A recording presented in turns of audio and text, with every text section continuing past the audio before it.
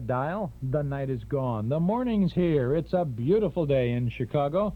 And this is Chuck Shaden inviting you to spend a part of it with us in the hall closet. The sounds of good old radio entertainment coming right up.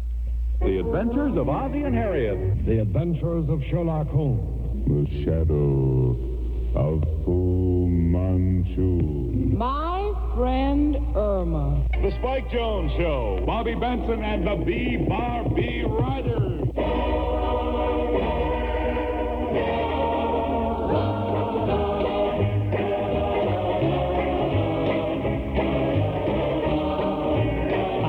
Good morning, Mom, and hello out there in Radio Land. This is Chuck Shaden in the hall closet for Thursday morning, May 26, 1977.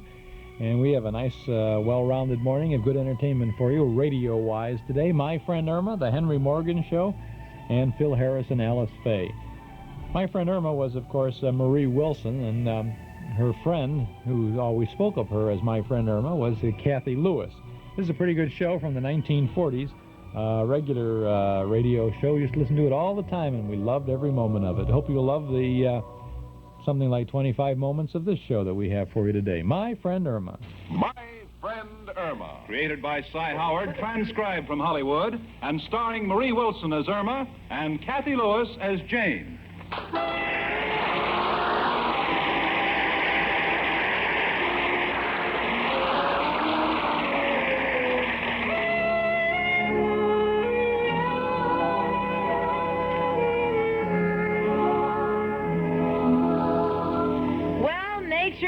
Strange. This is the time of the year when the days begin getting shorter, and I live with Irma Peterson, a girl whose head seems to be getting pointier.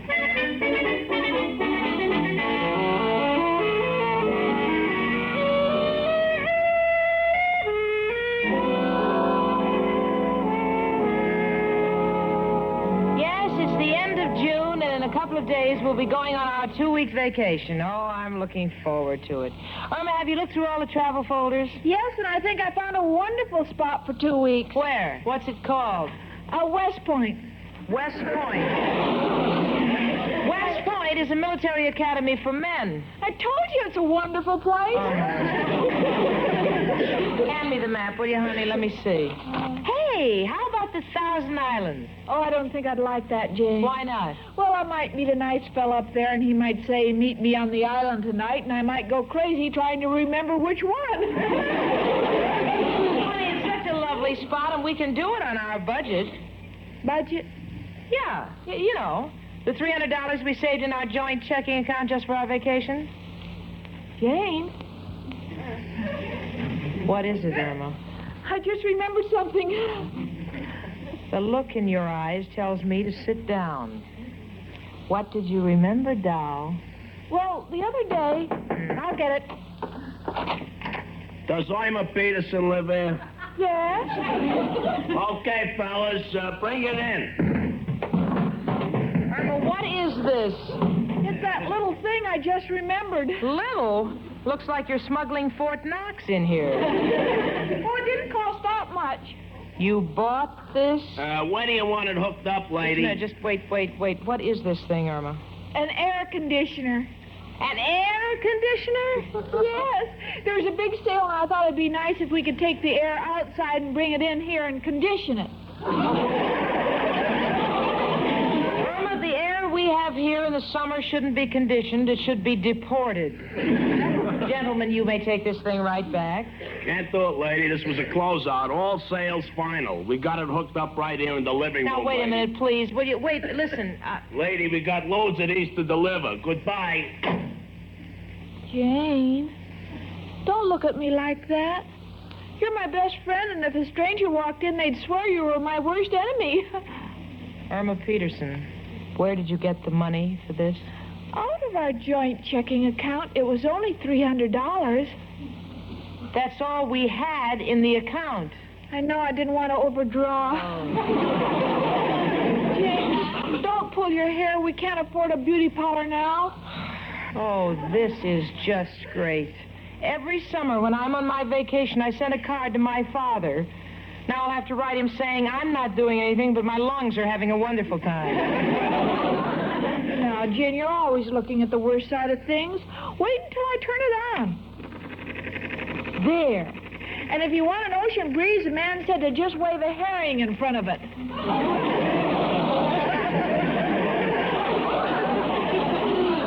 Jane, why don't you say something? Isn't it nice and cool?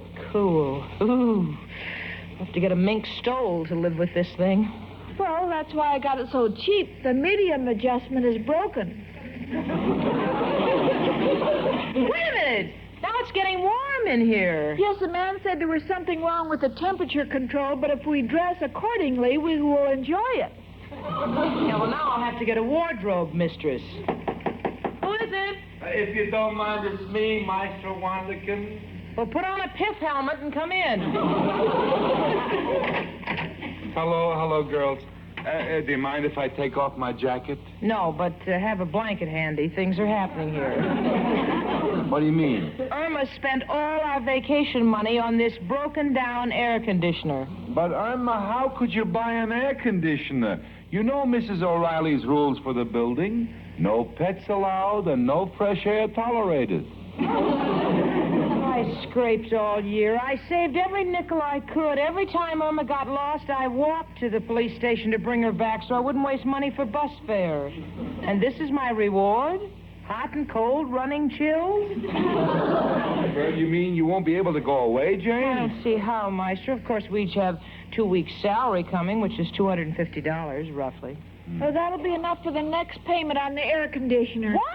Yeah, I didn't have enough for the full price, $550, so they gave me friendly credit terms, and they were real friendly. When I left, they kissed me. Well, I better turn that thing off now. It's getting cold. No, leave it on. I want to get double pneumonia. Anything that'll put me out of my misery. Please let me turn it off. No, then we won't get the full pleasure out of it. Oh, so help me, I'm going to do something to that girl. No, please, girls, don't let this become an issue between you. We all make mistakes. But the thing that breaks my heart is that you won't have a vacation. That's right. We're just going to sit here and watch our pores open and close. Grand music of this whirling monstrosity. Well, now, maybe I could take the two of you girls with me. Where are you going? I'm going to conduct the orchestra at the Hotel Wahapenachawaki in the Catskills. Wahapenachawaki? Yeah, it's an Indian name. What does it mean? Guests will be charged for all towels taken from the premises. If I could only say you girls were musicians. A pretty girl is like a melody that haunts you night and day. Like the rain of a haunting I mentioned an Indian name and Hiawatha's grandmother showed up.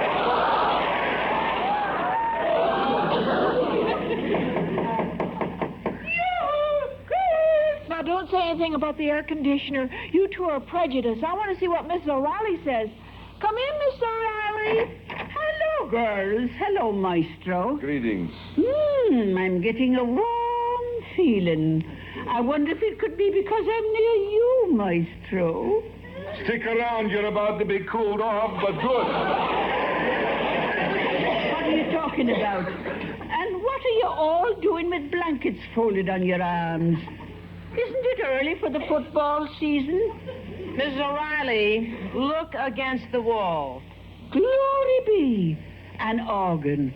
You play it, Maestro, and I'll sing. Mrs. O'Reilly, it is not an organ. It's an air conditioner. And it's in the same condition as your voice, broken down. An air conditioner? Yeah, Irma spent all our vacation money for this horrible contraption. Oh, you're not going on a vacation? How can we? Oh, what a pity. You've got to go on a vacation. It's one of a girl's happiest times. Why, I've had some of the most sentimental experiences on my summer vacation. You have? Yes, I don't know what it is, but there's something about getting a man on a boat in the moonlight that tugs at your heartstrings. That's right. That's why they call her Tugboat O'Reilly. be still. Janie, would you like to borrow some money? No, Miss O'Reilly. I wouldn't enjoy a vacation knowing I'd borrowed to pay for it. Oh, now, don't be proud, Janie. I have a couple of extra bills in Miss Tuckin. No, thanks, Miss O'Reilly. I have my pride. Irma bought this monstrosity, and I'm going to show her for once that she's going to pay. This will be our beach club. This will be our canoe ride. This will be our dancing in the moonlight. Jane, you better read the directions. This machine can't do all these things. Go on. It's wonderful. It's beautiful. I'm going in the bedroom, put on my bathing suit, and sit in front of it. Look at the palm trees. Yes, the palm trees. Glory be, Maestro. Did you hear her raving about the palm trees? I was afraid of this. The poor girl has dropped her coconuts. Irma, darling. Oh, now, please, Irma. You didn't mean to do it. It's all my fault. I've driven her out of her mind, and I know how she feels.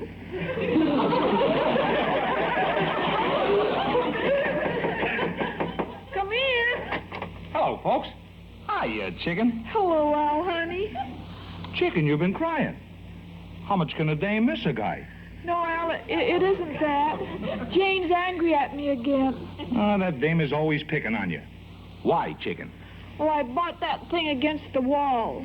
It's an air conditioner, but it doesn't work too good. The hot is cold and the cold is hot. What about medium? That blows out all the fuses. The point is, Al, that Irma spent all the money she and Janie saved for their vacation. Chicken, how could you buy such a thing? Well, must be some way we can unload this machine. And when your back is to the wall, there's only one man to call. Who are you calling, Al? Who else but? Hello, Sam? Sam? Joe's doing time. Sam is watching the store. Hello, Sam? Al. Got a deal for you. Oh, by the way, how's Joe doing? What? Looks pretty bad, huh? Might get the hot seat? Got just the thing for him.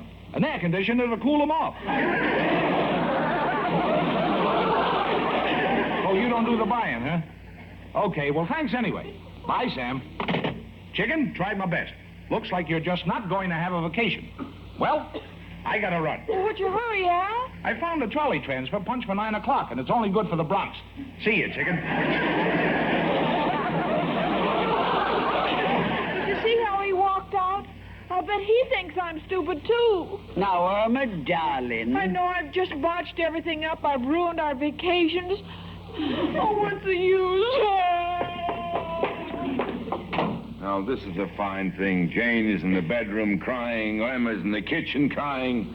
Mrs. O'Reilly, what are we going to do? Maestro, we've got to find a way to raise money so that the two girls can get away and have some fun. All right.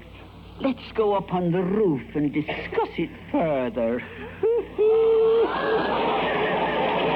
All right, but remember, we got to figure out how they should have some fun, not you.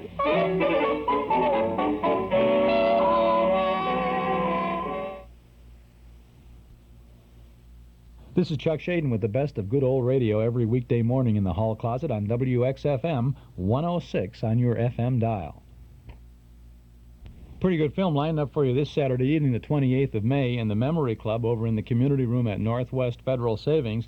Rita Hayworth stars in Tonight and Every Night, a 1945 film co-starring Janet Blair, Lee Bowman, Mark Platt, and many others. It's a story of love, music, and laughter in London during the wartime bombings. A true story of the show that played in every performance with a love story woven in. Tonight and Every Night. It's one of the finest Rita Hayworth films. You'll be happy to see it this Saturday in the Memory Club in the community room at Northwest Federal, 4901 West Irving Park Road in Chicago. Lots of free parking in our lot in the rear of the office on Dakin Street, or you can take CTA transportation to the door. Doors open at 7:30. Movie begins at 8 o'clock. Dues $1.25 a meeting, payable at the door. This Saturday night, Rita Hayworth, Janet Blair, and Lee Bowman starring in the 1945 film Tonight and Every Night, a Rita Hayworth film you won't want to miss. Tonight and Every Night, this Saturday, and only this Saturday, in the Memory Club. Mostly sunny, continued very warm. Highs in the mid to upper 80s today, lower near the lakefront, however. Temperatures in the middle 60s at Midway and the lakefront. Now, that's 19 degrees Celsius. Winds are northerly at 6 miles, and the humidity is about 70%. This is WXFM Stereo 106. It's just going on 16 minutes after 7 o'clock. We'll get back to my friend Irma with Marie Wilson and Cathy Lewis right after this. When selecting a gift for someone very special, quite naturally you want that item to be very special too. So choose carefully from the collection Winnetka Jewelers has to offer. Winnetka Jewelers has just the right gift to express your sentiments for any occasion. Not only does Winnetka Jewelers have a superb selection, but they specialize in expert engraving to give those gifts that personal touch. Of course, there's one thing you can't buy at Winnetka Jewelers, and that's the warm, friendly service from Joe Lowy and his staff. That's yours absolutely free. And remember Winnetka Jewelers for expert watch, clock, and jewelry repairs, as well as jewelry remounting and resetting. That's Winnetka Jewelers, formerly Woznicki Jewelers, at 888 Linden in Winnetka. Open Tuesday through Saturday from 9:30 to 5:30. Winnetka Jewelers, 888 Linden in Winnetka.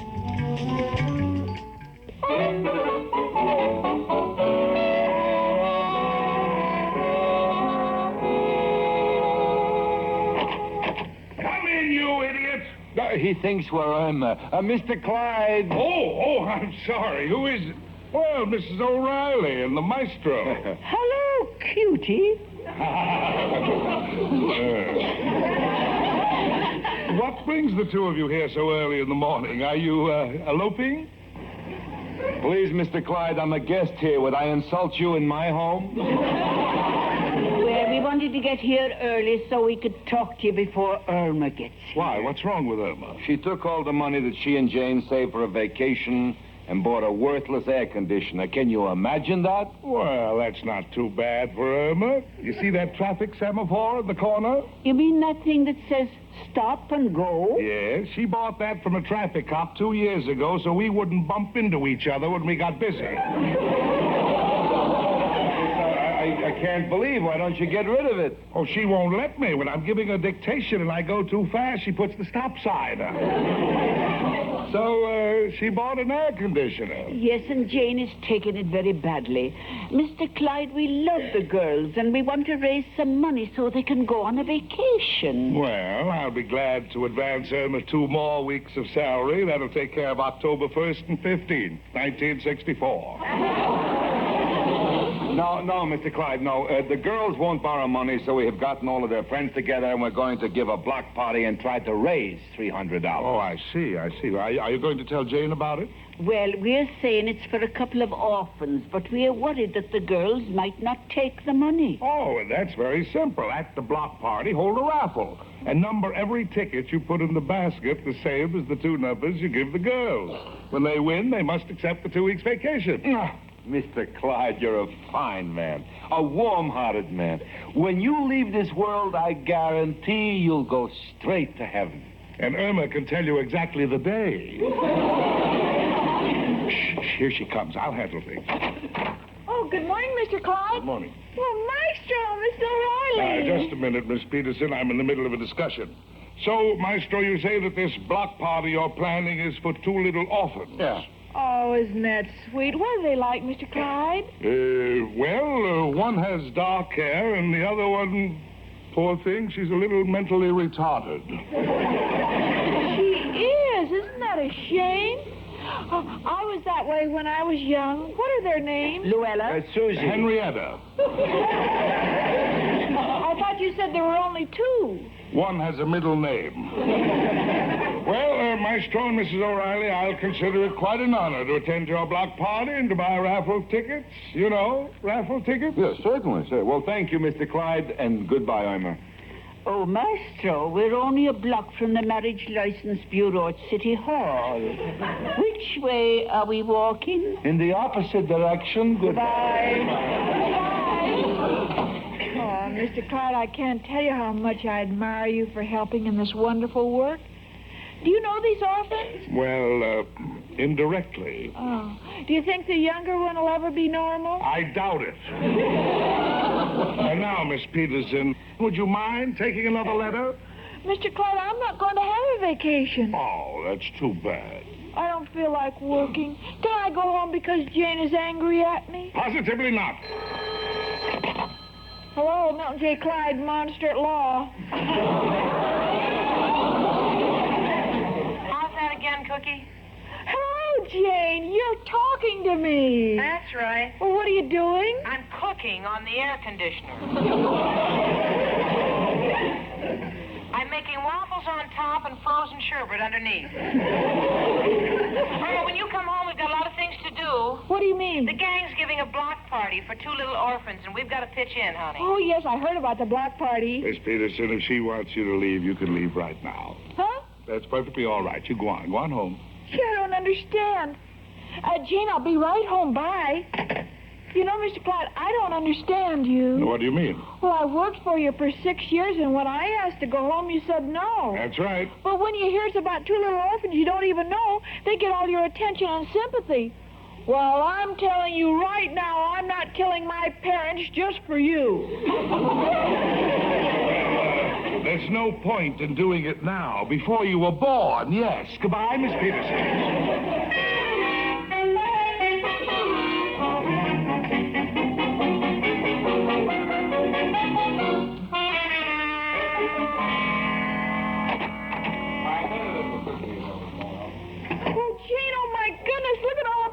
And Violet Murphy and... Oh, hello, Irma. We were waiting for you. And Lorelei Schmearbaum and Scarlett Schultz and Mr. and Mrs. Martin. Oh, Jane, isn't this exciting? Really, things are happening so suddenly, I don't know what to make of it. Well, Janie, dear, it's an emergency. That's why we're holding the block party today. We've got to work fast. Now, Violet, you know how to read palms? That's right. Well, what do you think's a fair price to charge the gentleman? Well, I generally charge 50 cents, and I get it in advance. Because after I hold their hands for a while, I forget to collect the money. Well, that's taken care of. I think I'll run the kissing booth. Mrs. O'Reilly, this cannot help orphans. This can only make widows because all men will kill themselves. Oh, I'd like to do my share. Can I prepare the food? No, 2 orphans are enough. We don't want to make any more. By the way, is the street going to be roped off so that no traffic comes through? I took care of that. I went down to the police station myself. You know, I know the boys. I told them I'd be selling kisses, and they said they'd be glad to rope off the street. Now, I know there's a compliment in there someplace. You know something? When this gang gets together to help somebody, boy, oh boy, there's nothing like it. And it couldn't be for a worthier cause. No, Jane, it couldn't. Well, hello. Really, Mrs. Rhinelander, how nice. I can't tell you. Now, Jane, when Richard told me all about those 2 little orphan girls, I just felt that I had to be here. Oh, do you mind if I sit down? Perhaps it was walking up and down the stairs, but I suddenly feel hot and cold flushes. Not the stairs. Irma, turn off that infernal machine. It could make a monkey out of a death ray. Okay, I will. Oh, and Mrs. Rhinelander, I just can't tell you how sweet it is of you to come and help us. I only wish that someday you'll be an orphan so we can return the compliment. Well, look who's here, Mrs. Rhinelander. You got my message? Yes, I did. You sweetheart. And to show you how I appreciate it, since I'm running the kissing booth, I'll let you assist me in case we get any elderly customers. Kathleen, you're priceless. Yeah, well, it's getting time to start the proceedings. Jane and Irma, would you go and pick up the food from Schultz's Delicatessen? Oh, sure. Come on, honey. Well, why do the both of us have to go? Yeah, well, it's heavy. It's pretty heavy. You see, I ordered 50 pounds of Swiss cheese. Well, 50 pounds of Swiss cheese only weighs about 10 pounds. You know, most of it is all holes. Come on, Irma.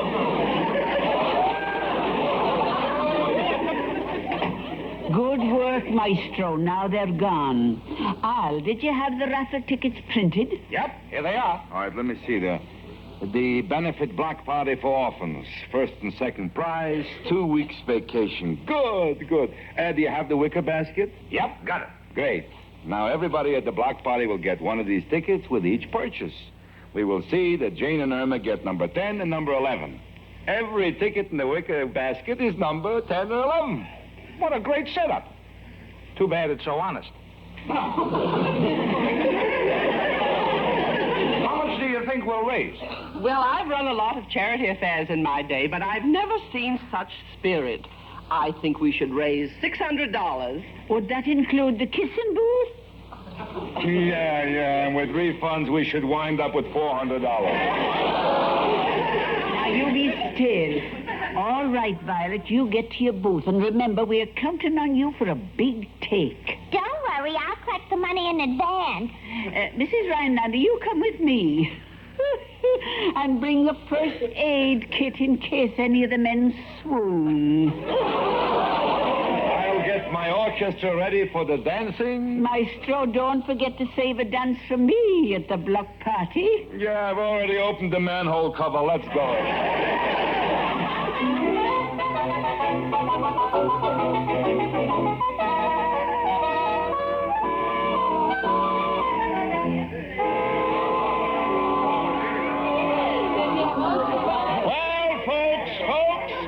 The block party's over. You've all had a good time, and now we'd like to have the drawing. The first 2 prizes are 2 weeks' vacations to the 2 winners. Now, Mrs. O'Reilly, will you please take a ticket out of the basket? All right. Here it is. Number 10. Number 10. Who has number 10? Irma, what'd you do with our tickets? I threw them away. We've no car to park.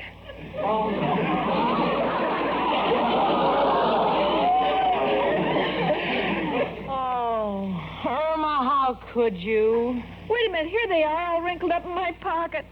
Here's yours, Jenny. Oh. Who has number 10? Here it is. I've got 10. That's wonderful. And now, Mrs. O'Reilly, will you draw the second winning number? All right. Number 10.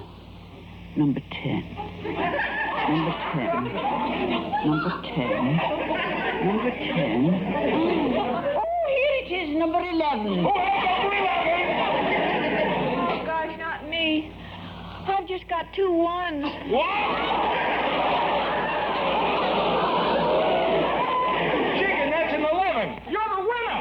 Hey, now, hey, wait a minute. Now, what's going on here? Mrs. O'Reilly. Maestro?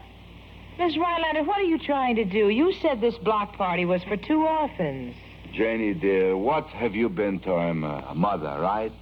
Yeah, I guess I have, yeah. And if you left her like you threatened, what would she be? An orphan. And Irma? Yes? Now, these various things you do, like buying the air conditioner. Now, what do you think it's doing to Janie? Sometimes I'm afraid she'll kill herself. What would that make you? An orphan. You see, we didn't lie. We love you, Janie and Irma. It was the least we could do. Oh, you shouldn't. Oh, really, you shouldn't. Oh, to have such friends. Oh, gosh. Well, I guess there's only one thing we can do now. Yes. Let's go and sit in front of the air conditioner and dry our tears.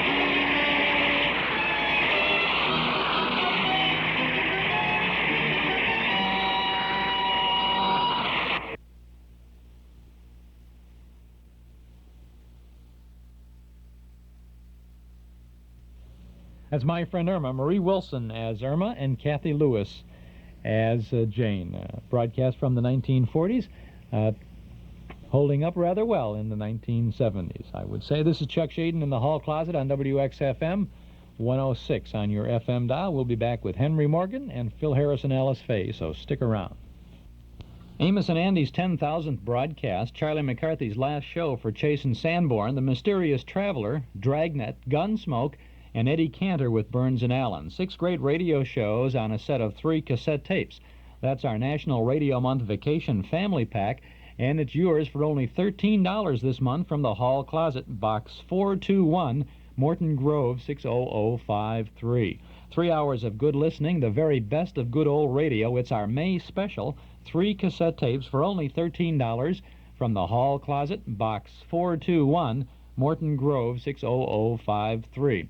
Or pick up your tapes at any of the offices of Northwest Federal Savings or at our Metro Golden Memory Shop, now at 5941 West Irving Park Road.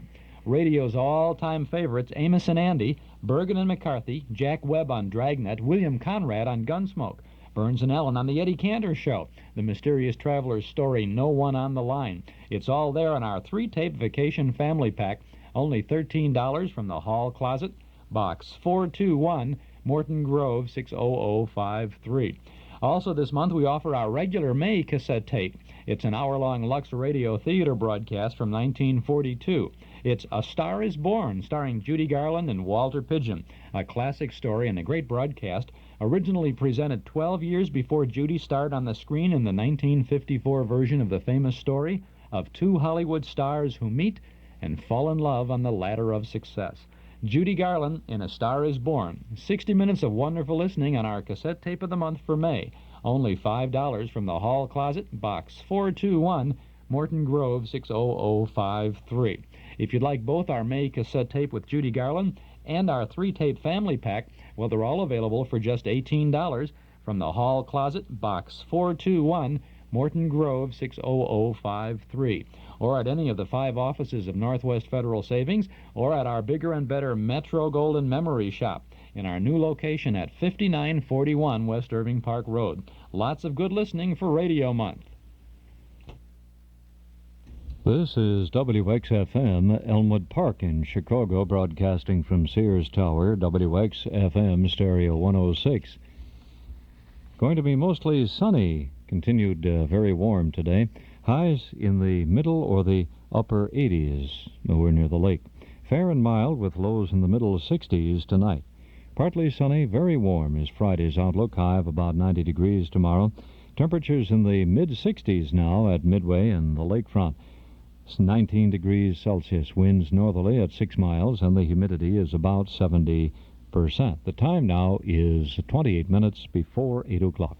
McGill's Pharmacy, 2264 North Clark Street, has some advice for you. If you're thinking about vitamins, think about Myadec by Park Davis. Myadec's an all-round vitamin. Each vitamin contains 250 milligrams of vitamin C, and they're high potency, too. Now's a good time to get acquainted with Myadec. For a limited time, you'll get a free month supply for every 100 Myadec vitamins you buy. That's right, 30 free Myadec vitamins with every 100 you buy. And the regular $7.79 price has been reduced to $4.39. Myadec by Park Davis. Available now at McGill's Pharmacy, 2264 North Clark Street in Chicago. This is Chuck Shaden in the Hall Closet on WXFM 106 on your FM dial. Hope you can join us tomorrow morning. We'll have a good command performance broadcast for you. This is an interesting show. It's really a fun show. We've played it several times already, and it never fails when we play it. We get good response. This is Command Performance, a 1945 Armed Forces radio broadcast, an all-star thing. It's called Dick Tracy in B-flat, or For Goodness Sake, Isn't He Ever Going to Marry Tess Trueheart? It's a comic strip opera with an all-star cast taking the characters of the comic strip by Chester Gould. We have Bing Crosby, Dinah Shore, Harry Von Zell, Jerry Colonna, Bob Hope, Frank Morgan, Jimmy Durante, Judy Garland, the Andrews Sisters, Frank Sinatra, and Cass Daly. And all the characters are there, and you've got to hear it. It's really a great show, and I hope you can join us for it. And for heaven's sakes, aren't you ever going to tape it? Maybe tomorrow morning is the morning, right? I hope so. And then Monday, Memorial Day, we'll be on the air from 7 till 9 as usual on the 30th of May. We'll have Bing Crosby and Phil Silvers on the Kraft Music Hall, Bob Hope, Jerry Colonna, Glenn Miller, and Betty Grable on a GI Journal broadcast, and we'll have an Andrews Sisters show with Gabby Hayes. And Tuesday, the 31st of May, we'll have a Charlie McCarthy show with his guest Edward Everett Horton. We'll have Frank Sinatra, Songs by Sinatra with Lawrence Tibbett. And we'll have Phil Harris and Alice Faye show. So we've got a lot of good things coming up in a few days ahead, so I hope you can join us for that. And I hope you will enjoy now this broadcast from March 26th of 1947, The Henry Morgan Show. Eversharp presents a joke. On the Henry Morgan Show?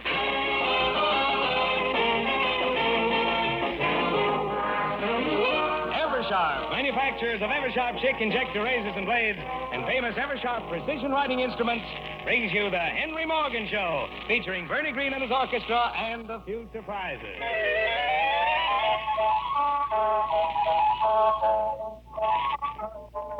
Good evening, everybody. Here's Morgan.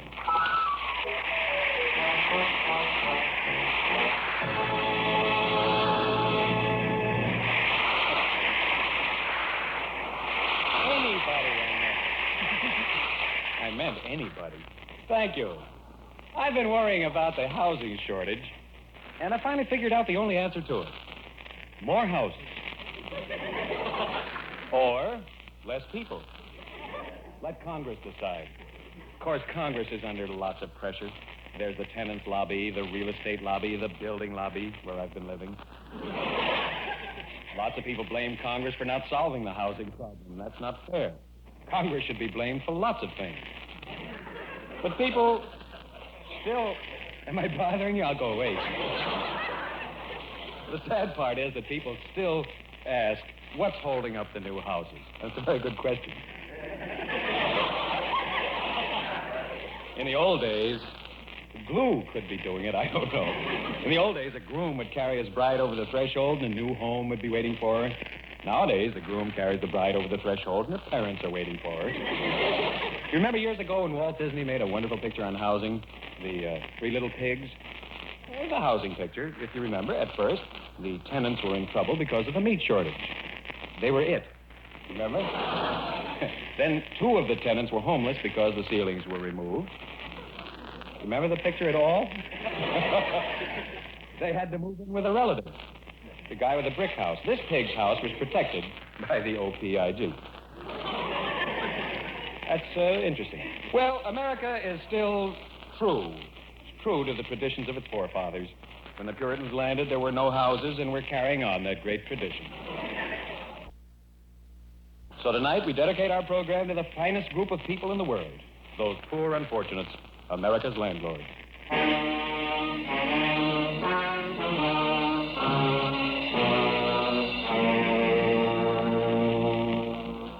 We take you first to Washington.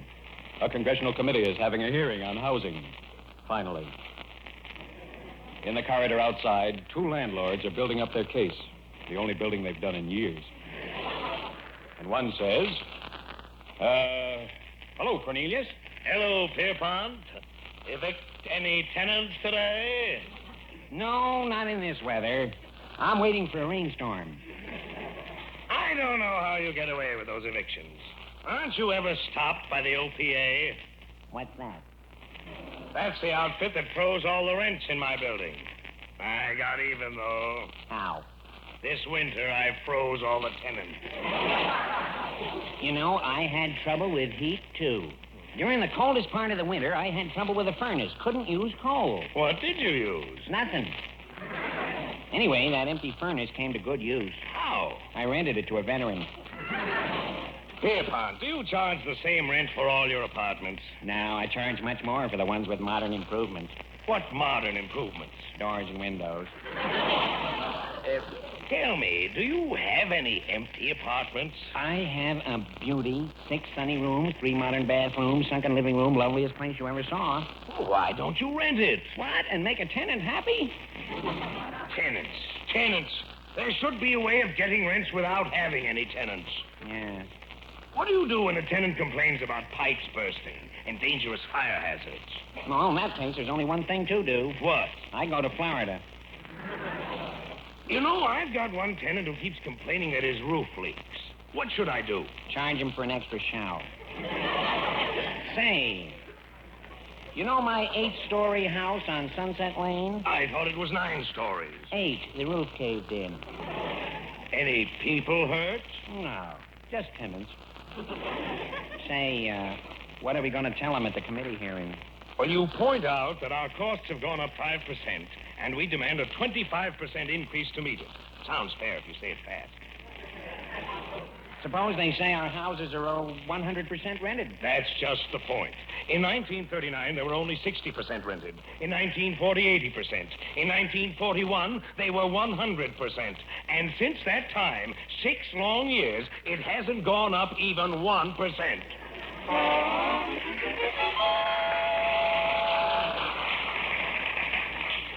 Meanwhile, the Senate committee is in full swing, and the representative of the tenants is on the stand. We take you now to the Senate committee where Senator Magpie Magnolia and Senator Homer P. Dribble are conducting the investigation. Senator Dribble. Yeah, Senator Magnolia. The housing shortage is pretty bad. I see your point. It's getting worse all the time. I see your point. And the people want you to do something about it. I'll see you later. Come back, Sheriff Dribble. We got to hear what this tenant fella has to say. Every American has the right to speak out. And until my bill passes, that's the way it's going to stay. Mr. Beavens? Yes, Senator. Tell us, what's your problem? Well, we have 300 families living in our apartment house, and we're very unhappy. Why? There are only 5 apartments. I'm trying to say, Beavens, that this is America, where old people get along. Native, foreign-born, Irish, Italian, Hungarians, all living together. Yes, but do we have to live in one house? Any other complaints, Beavens? Well, I realize we're all in the same boat, but the boat is sinking. Don't tell me, tell Secretary of the Navy. But, Senator, I thought Congress was going to appropriate enough money to build 1 million houses, like the one in this picture. We did appropriate money. Enough for 1 million houses to live in? Live in? I thought the houses was going to be the same size they are in the picture. Senator Dribble? What? You're an idiot. I am? Yeah. This gets around Washington, I'm me.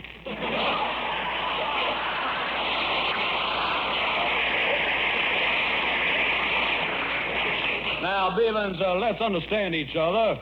I want each veteran to have a home. We've been doing what we can. We've been putting up veterans' homes just as fast as they've been falling down. Now, you got any other questions? One other thing, Senator.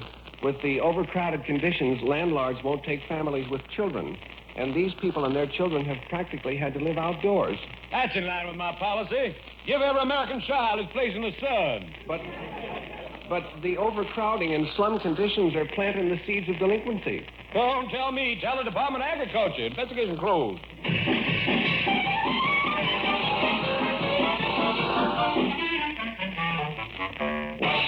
Ladies and gentlemen, this is one of the best groups in the country, the Golden Gate Quartet, and one of the oldest housing stories in the world.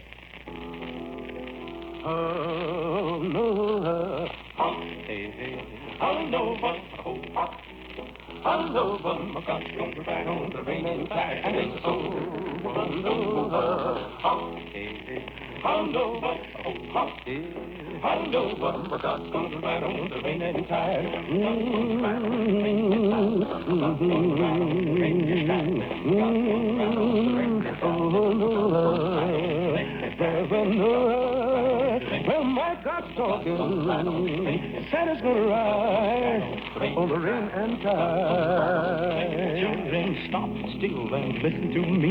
My God walked down by the briny sea. He beheld the evil of the sinful man, declared that he would destroy the land. Well, he spoke to Noah, but then Noah stopped. He said, Noah, I want you to build me an ark. I want you to build it good and strong. Build it 300 cubic long, about 50 high, then 50 wide. I want it to stand on the rain and tide. I was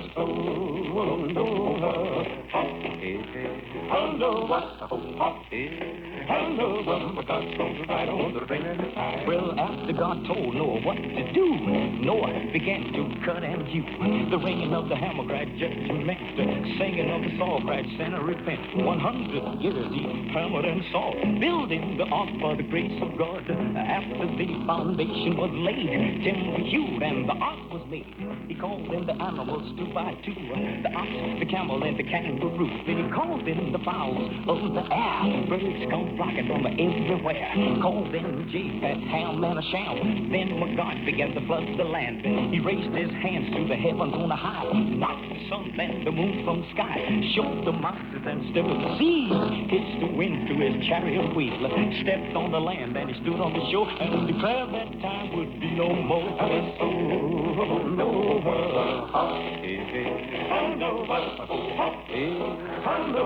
God's gonna ride on the reigning tide.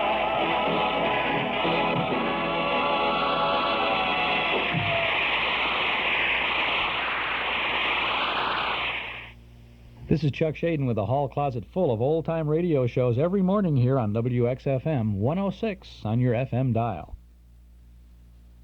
The zaniest city slicker of them all, Spike Jones, is on the cover of our Nostalgia newsletter for June, and that's just the beginning of all the fun that you'll have when you subscribe. Reprint articles about the good old days and all that, too. A year's subscription, only $7. Subscribe now when you call us at 943-7474. Just leave your name and address. We'll start your subscription with the big June issue and include an invoice with the first copy that you get.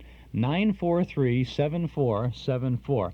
In the June issue, we have reprint articles about car radios back in 1940, a 1942 letter to Daddy from Baby Snooks, a couple of pages from Television Forecast magazine in 1948, and from 1945, a movie magazine reprint as they look back in time at old-time Hollywood. Plus, in our June Nostalgia newsletter, original articles about vintage record collecting, Benny Goodman, Abbott and Costello, and a little thing that we've written about something that all mothers have in common. We have this plus news of our Memory Club movies, our Dime Store Want Ad page, letters from listeners, and our vintage radio broadcast schedule. Subscribe now. Give us a call at 943-7474. A one-year subscription, $7. Call now. We'll begin your subscription with the June issue.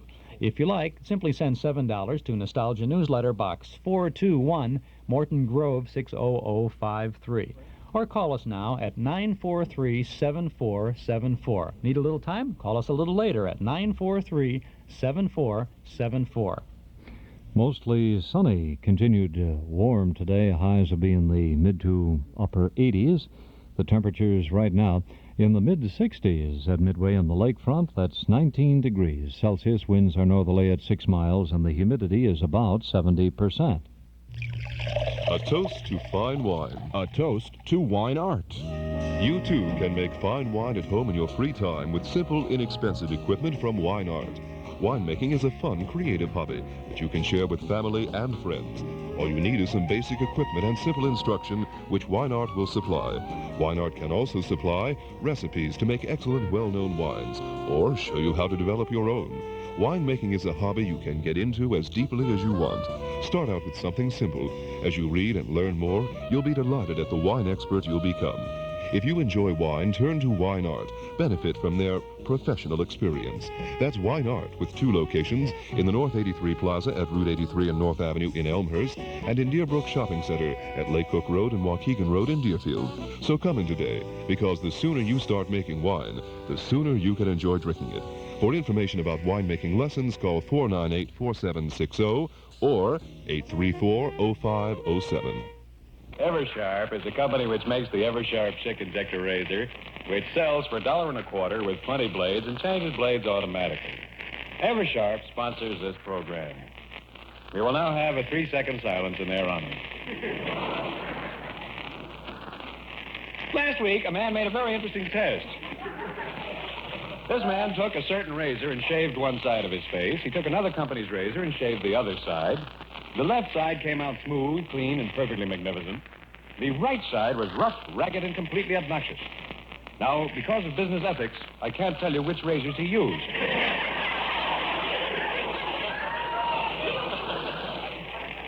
We will now have a 3-second silence in honor of the losing razor.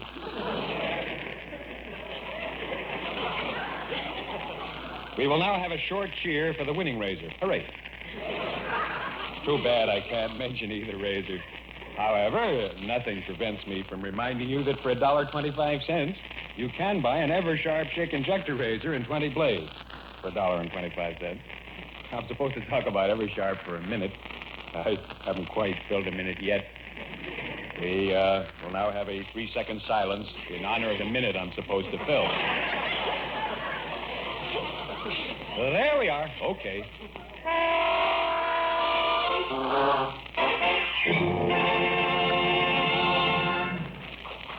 Oh, thank you. Thank you.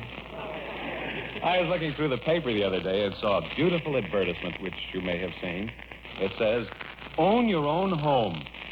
Visit the Paradise Heaven Utopia Gardens development on gorgeous Lake Fosdick.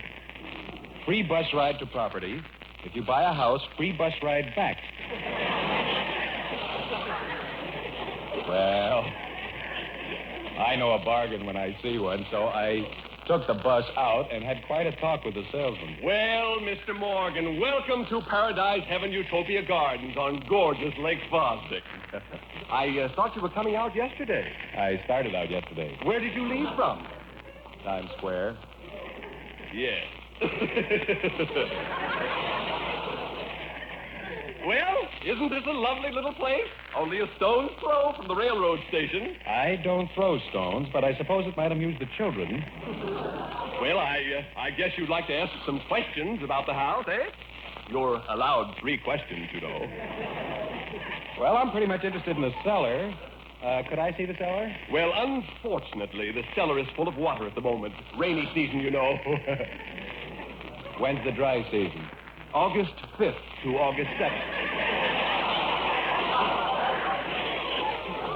Well, according to the ad, it said that these were colonial houses. Is that right? Yes, sir. Yes, sir. Colonial houses. And they built things right back in those days.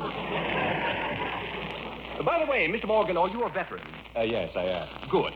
That makes a difference of $500 in the price. That's fine. Sure, you'll never miss it. Your bonus check will take care of it.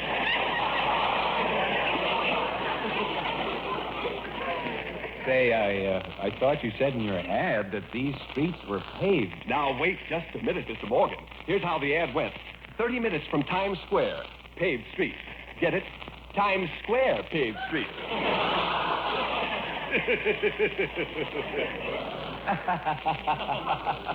One on me, all right, isn't it? Tell you what, though. You want to pave the street in front of your house, you go right ahead. We won't stand in your way. That's the kind of people we are. That's very, very nice of you. You're a veteran, huh? Yeah. Well, by George, we'll do even better than that. You want to put in your own storage system, you do that, too. There's nothing too good for you boys. Maybe my wife could do that. She likes to putter around the place. Splendid. Well, now, shall we get down to business? You brought your checkbook, I presume. I don't think I'll buy the house after all. What? You mean you've been wasting my time? Instead of buying the house, I think I'll just read your ads in the paper every week. You get so much more for your money that way.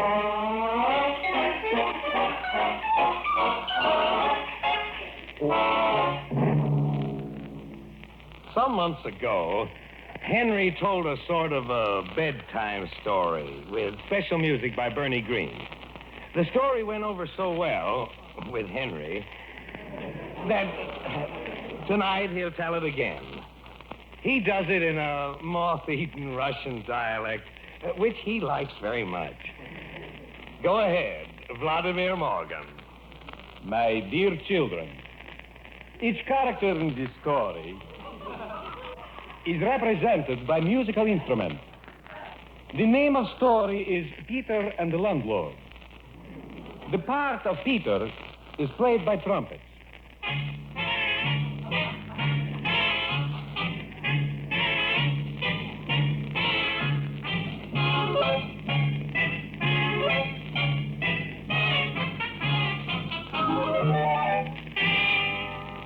Peter, a veteran,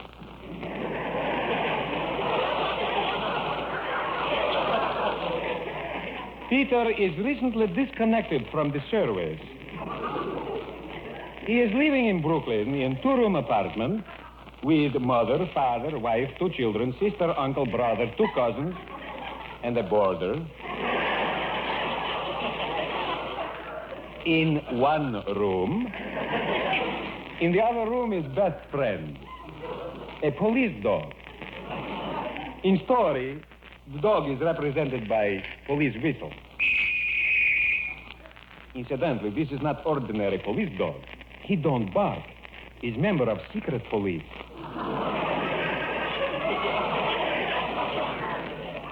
Also in story is landlord, represented by tuba.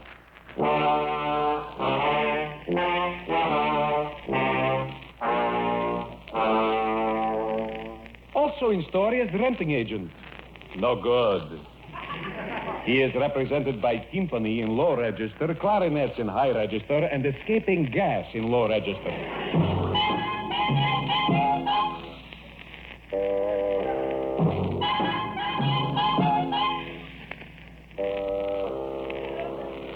Also in story is janitor.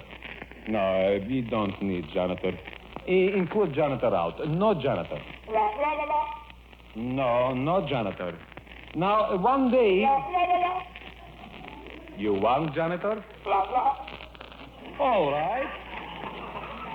If that's the way you feel, let me hear, janitor.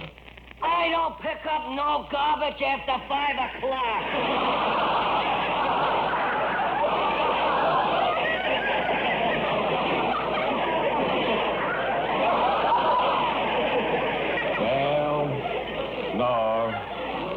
No, janitor. Too fresh. Now, one day, landlord comes to apartment.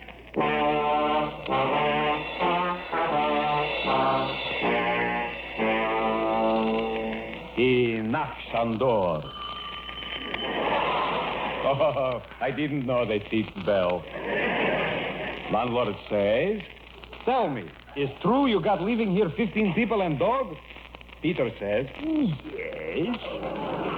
Landlord says, you got to move. Here, I don't allow people. Peter gets sore. He shoots landlord. He stabs landlord. He kicks downstairs landlord. He hangs landlord to lamppost. But landlord says, here I don't allow people.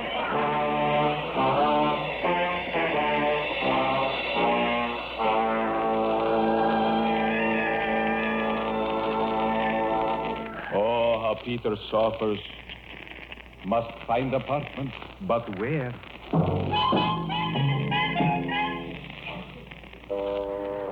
Renting agent, of course. So Peter goes for a walk to renting agent. But wait, where is police dog? Hello, doggy.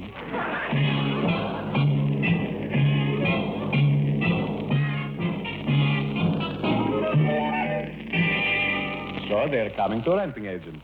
Agent says, quote, you got references? Peter says, well, I was 4 years in Army. I win good conduct medal. When I got back, he says, my old boss gave me nice letter. Not job back, but nice letter. Agent says, for you, I got apartment. Rent, $40. Sensational.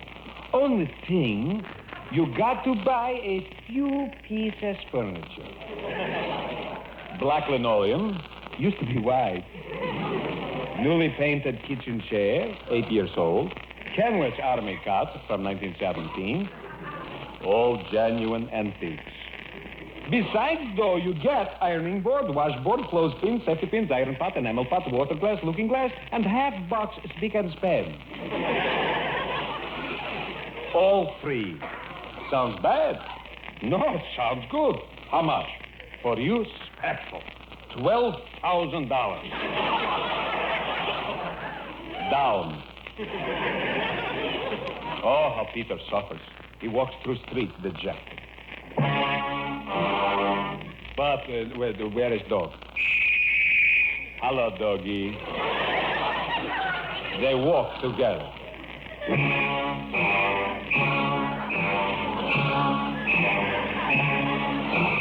Wait.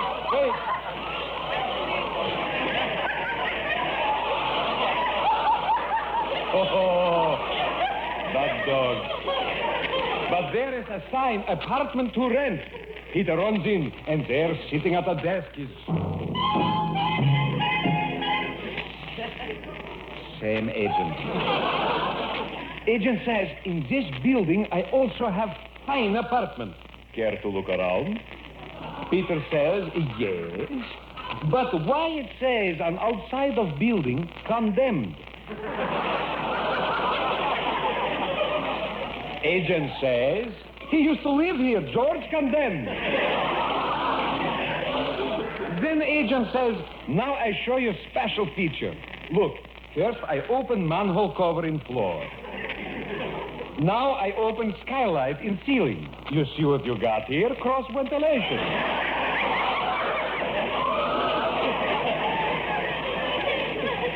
Then agent says, now let me show you the den. Keep that door closed. Well, agent says, what do you think? Peter scratches his head and says, okay, how much? Agent says, $1 million. You got to buy the building. Now is Peter sad. No. Sad. He walks down street. Sad. Yes, much better. Don't forget dog. Hello, doggy. They walk.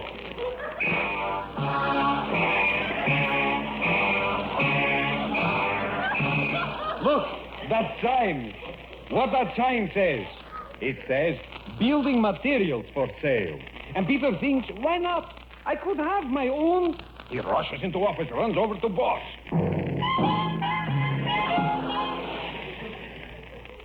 Agent again. But Peter cannot see agent. Peter says, where are you? Where you do business? Agent says, here I am under the counter.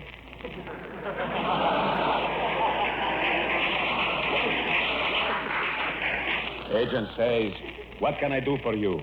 Peter says he wants to buy material so he can have his own. Agent says, of course, I sell you material. You want to build racetrack, nightclub, department store, pool room? Peter says, no, I just want to build tiny, little, small, cheap house. House? To live in? Oh, that agent, he told Peter good. You know, this is practically end of story. Say, where do you think Peter is living today? He is living in Brooklyn in two-room apartment with mother, father, wife, 2 children, sister, uncle, brother, 2 cousins, and a boarder. With police dog. Also, with landlord and renting agent.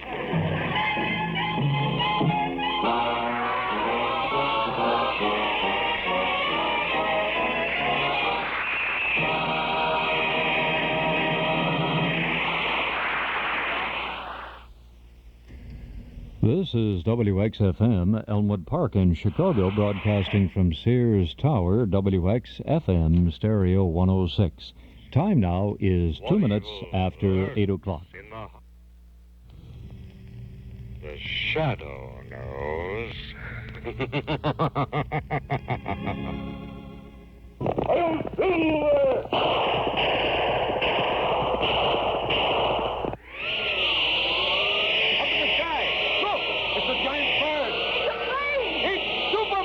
The golden days of radio, brought back once more by Mark 56 Records.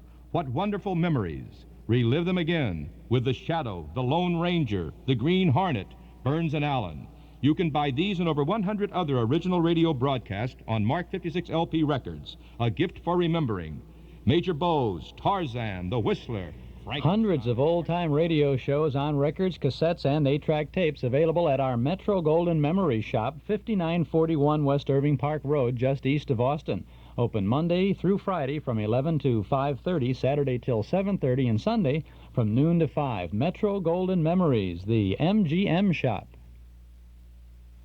Give your doggy that well-cared-for look, that look of love, from the Look of Love Doggy Boutique. The Look of Love Doggy Boutique offers the finest in professional grooming for all breeds, whether it's a shaggy sheepdog or a curly-haired cocker. Located at 6456 North Central, the Look of Love Doggy Boutique takes special care and pride in their work. All dogs are brushed, dried, and hand-scissored or clipped to your complete satisfaction. No tranquilizers are ever used.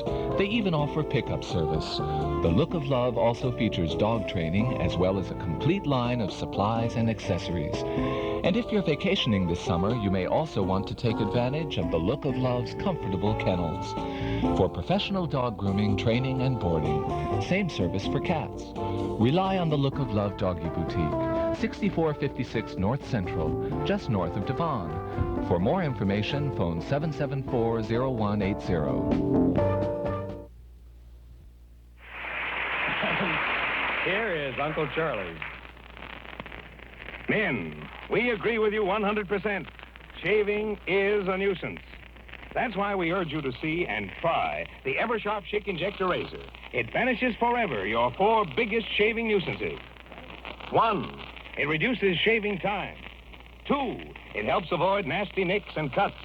3, it ends the bother of cleaning your razor. 4, it eliminates the trouble of unwrapping and handling blades. To change blades, just insert the automatic blade changer. It changes blades just as fast as this. Listen. Hear that double click? A push, a pull, click, click, and you're shaving. Patented guard bar holds each whisker erect, ensures a closer, smoother, no-lick shave. And when cleaning your Eversharp Schick Injector, there's nothing to take apart. Just rinse, shake, and put away. Yes, it's 50% faster, 100% safer, 200% cleaner. So, for the world's quickest, easiest, cleanest shave, get an Eversharp Schick Injector Razor tomorrow. Only $1.25, complete with 20 sharper, keener Eversharp Schick blades. Not yet.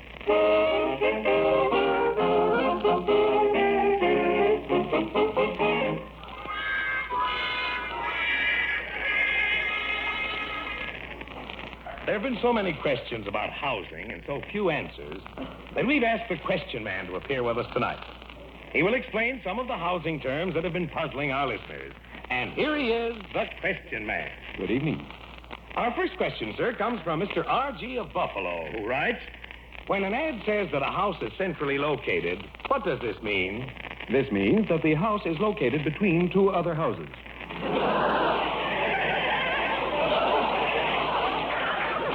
Mrs. G.H. of Albany wants to know, what is meant by OPA ceiling? Nothing. Mr. H.J. of Boston inquires, what is meant by the expression low-cost housing for veterans? Haunted huts. Our next letter is from Mr. C.M. of Medfield, who writes, when a newspaper ad reads, apartment for rent will redecorate, what does this mean? This means that the newspaper is at least 6 years old. Mrs. D.S. of Chicago writes, according to the real estate owners, what is a landlord's lobby? A group of gentlemen who protect the best interests of the nation. Mrs. D.S. continues, according to the real estate owners, what is a tenant's lobby? An undisciplined mob of rabble. Mr. T.L. of Baltimore writes, what is meant by accessible to stores, theaters, schools, and airports? This means that the place is accessible to stores, theaters, and schools if you use the airport. And our last question comes from Mr. S.E. of New York, who writes, where can I find a place to live? You have just heard the question man. Brought to you every so often as a public service.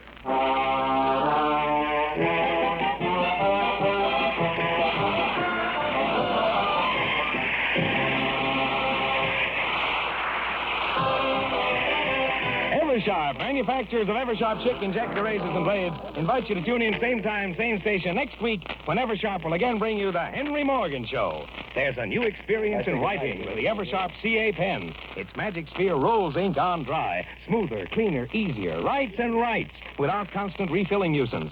CA means Eversharp's exclusive capillary action cartridge. Try an Eversharp CA pen. Great pen value at $15. This is Charles Irving saying goodnight for Eversharp. This is ABC, the American Broadcasting Company. And that's the Henry Morgan Show. Eversharp sponsored that broadcast on ABC back on March 26th of 1947. This is Chuck Shaden in the hall closet on WXFM 106 on your FM dial.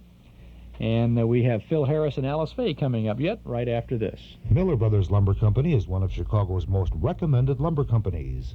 And since 1928, Miller Brothers Lumber Company has been a constant source of supply to contractors, builders, and the general public in all items of lumber, millwork, insulation, wall paneling, roofing materials, and oak, maple, and fir flooring.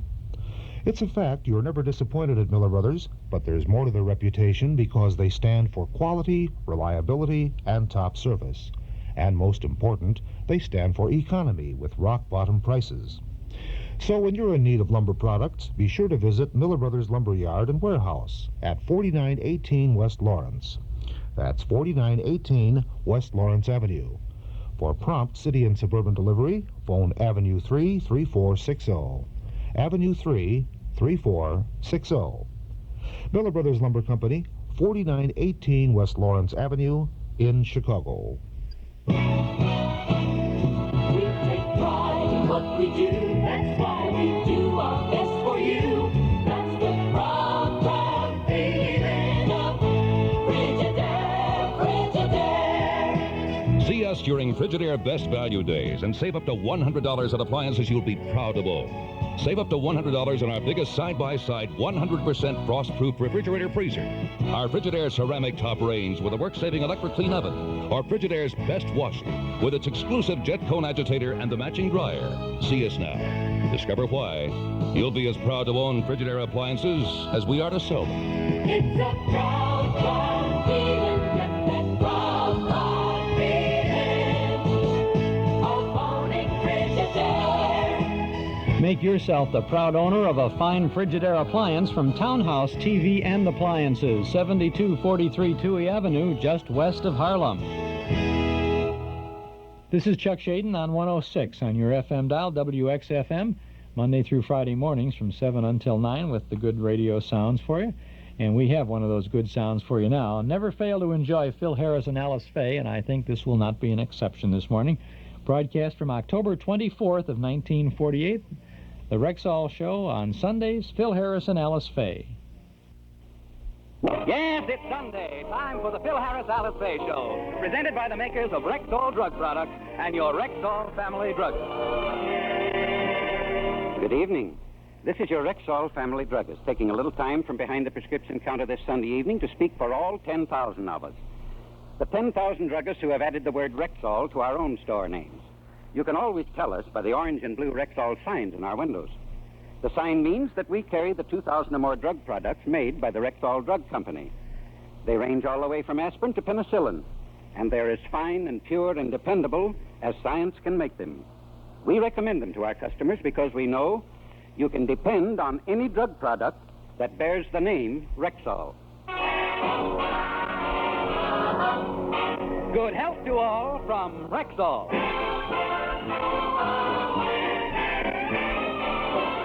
And now your Rexall Family Druggist brings you the Phil Harris Alice Faye Show, written by Ray Singer and Dick Chevrolet, with Elliot Lewis, Walter Tetley, Robert North, Janine Roos, Ann Whitfield, Gail Gordon, Walter Sharp and his music, yours truly, Bill Foreman, and starring Alice Faye and Phil Harris.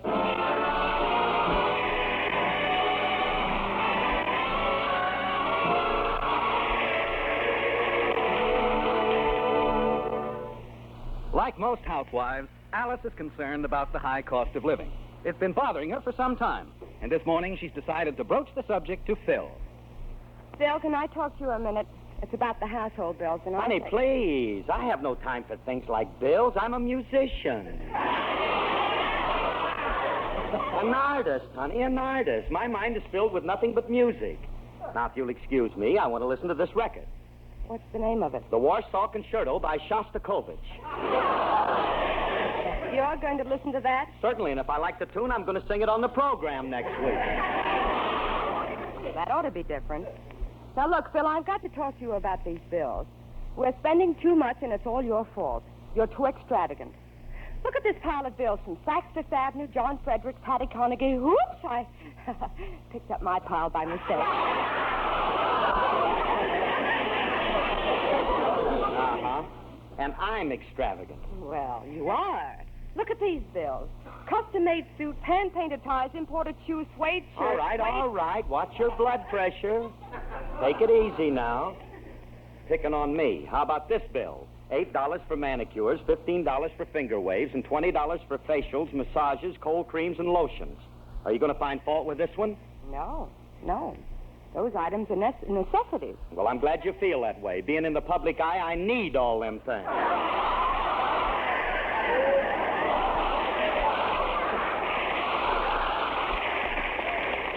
Besides, I'm not the only one that's extravagant. Look at these household bills. Look at this one from the grocer. Why do we need all these imported cheeses and fancy canned stuff? You won't eat anything else. Well, how about this butcher bill? Why do we have to have steaks, chops, and prime ribs all the time? That's all you'll eat. Oh. Well, how about this $40 milk bill, and let's see you tie that one on to me. Bill, there's no point in arguing. William suggested we cut down on meat. As our business manager, he feels we can save money there. In fact, he's out right now doing the shopping for us. Oh, well, he's doing the shopping. Uh-huh. Fine. Ain't that ducky? I could just see him raising Mary Ned because the price of Dutch cleanser's gone up a halfpenny. Look, Alice, I'll tell you one thing. You'd better come home with steaks because Frankie and the boys in the band are coming over for dinner tomorrow night, and they'll be expecting those nice, juicy steaks I always serve. Oh, boy, I can't wait. Good morning, Philip.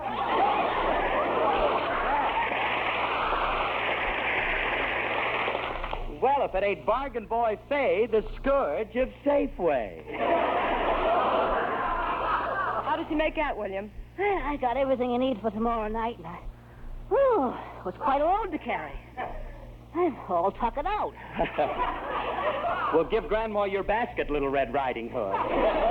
Come on, Willie, open the sacks. Let me see those steaks you got for tomorrow night. My mouth is watering for some of those good Philip, I didn't get steaks. I got something much more delicious. Yes, I did. Mm-hmm.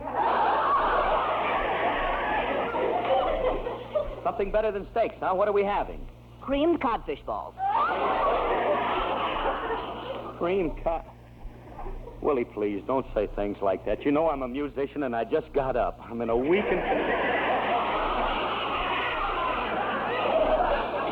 Creamed cod. Philip, the cuts of steak you like cost $1.50 a pound. Much too expensive. Now, the menu I prepared for tomorrow night is excellent. Creamed codfish balls are wonderful. They're inexpensive, nutritious, and positively delicious. Thank you, Prudence Penny. Now get lost, Elroy. What are you trying to do, poison my friends? With you arranging the dinner, how can it possibly be a success? It will be a success, Philip. It will. I guarantee that after a few cocktails, there... I don't care what... Cocktails? Brother William, you may return to the fold. All is forgiven. Well, hey, are you sure you got enough to drink for all of us? Definitely, Philip. I got 2 whole gallons of sauerkraut juice. Is it cold?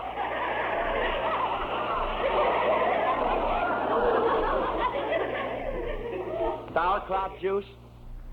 Yes. Isn't it an ideal combination? Oh, Dad. Yes, indeedy. I can't wait to dunk a codfish ball into a puddle of sauerkraut.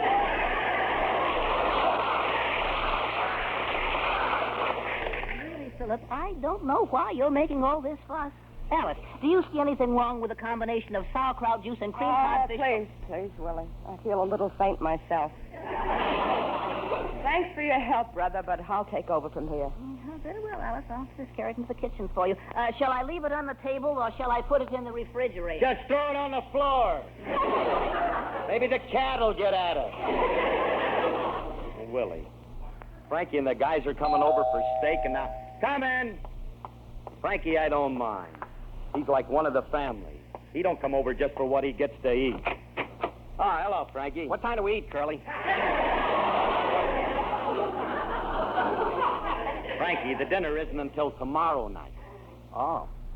Well, in that case, I better take off this napkin. I could have sworn that you said tonight was the day. All right, come on in. You can have dinner with us tonight, too. That's real nice of you, Curly. Frankie, look, I'm glad you came over. Something's got me awful upset. Well, you're the only one I can talk to. Seems like you're the only friend I got who will listen to me. Yeah, what time did you say we're going to eat? I didn't say. I told you that it's still 3 hours until dinner. You're a little over-anxious, aren't you? Of course not. I didn't come over here just to eat. Then put away the knife and fork. Look, Remley, I got some bad news for you. Yeah? We're not having steak tomorrow night. I hope you don't mind, kid. No, that's okay, Curly. I ain't particular. I'll eat anything. If I can't have steak, I'll eat something else. What are we going to have? Cream codfish balls. Frankie, come back here! Now, come on inside. All right, but if you ever say a thing like that to me again, I'll punch you right in the nose. Close that door and come on in. You ought to know very well it ain't my fault. Willie says that we're spending too much money on meat, and he's going to arrange the menu. Willie, that's square. Suppose that means we're not going to have any drinks before dinner. Oh, yes.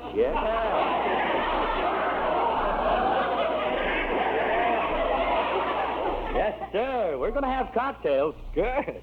What kind? Well, we're going to have... Excuse me. What are you doing? I got to bolt the door before I lay this one on. Frankie, we're going to have sauerkraut juice before the codfish ball. Sauerkraut juice and codfish. Curly? What? I hate you.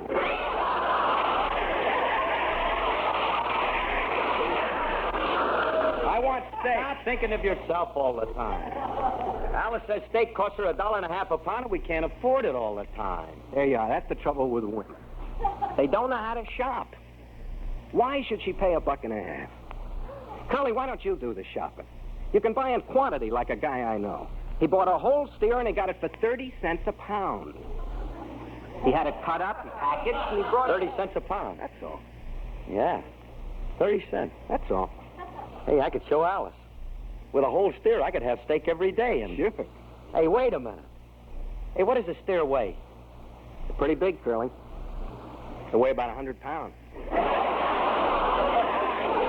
About 100, huh? Cost you about $30 for the whole thing. If you want one, I know a guy who's got a ranch, and I can get it for you. You can? Uh-huh. Hey, look, Frankie, I'm going to buy one. Look, I can't leave now. You go over and buy it for me. Get the best meat he's got. Have it cut up into steaks and charge it to me. Okay, Curly. I'll take care of everything. Good. Now, you buy the meat and let me know as soon as you consummate the deal. Okay. Consommate? What's he expect me to get? Soup meat?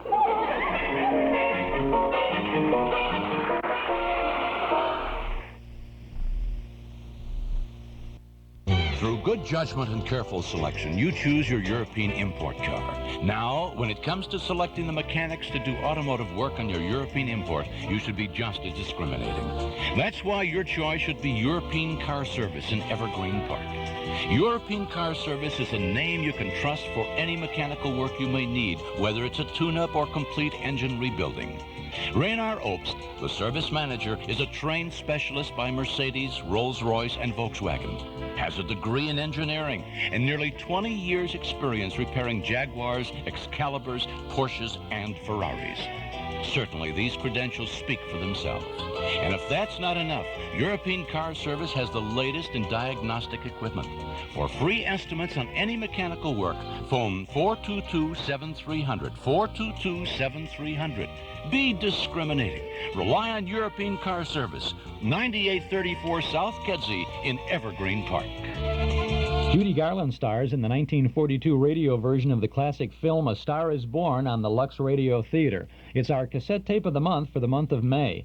It's an hour-long broadcast, and Judy co-stars with Walter Pidgeon in a marvelous production of the story of an actress on her way up and an actor on his way down. It's our cassette tape of the month for May, and it's only $5 from the Hall Closet, Box 421, Morton Grove 60053.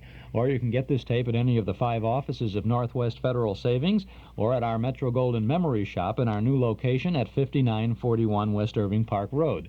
Judy Garland and Walter Pidgeon in A Star is Born on the Lux Radio Theater, our cassette tape for May.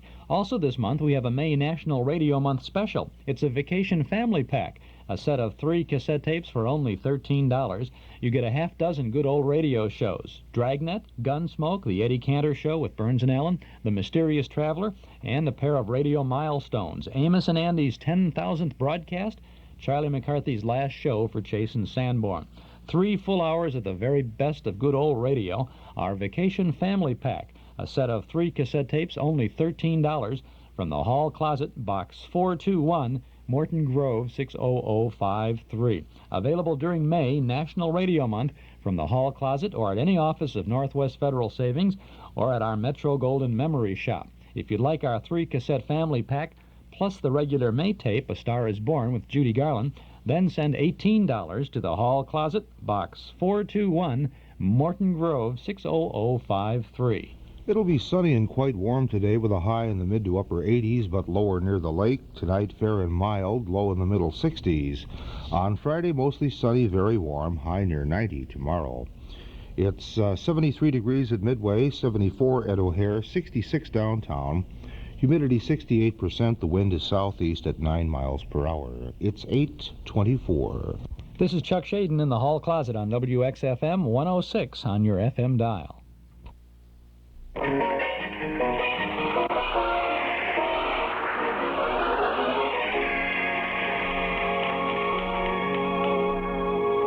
Gee, I wonder why Frankie hasn't called yet. He's been gone 2 hours. Oh, man, I can't wait to get that meat in the refrigerator. Just think, 100 pounds of nice, thick, juicy steaks all cut up and neatly packaged and... Hey, I bet that's Frankie now. Oh, I can't wait to sink my teeth into those ever-loving fellas. Hiya, Curly. Hiya, Frankie. Well, did you buy my meat? Yeah, I got it with me. Already? Well, don't just stand there. Bring it in. Okay. Come on, bossy.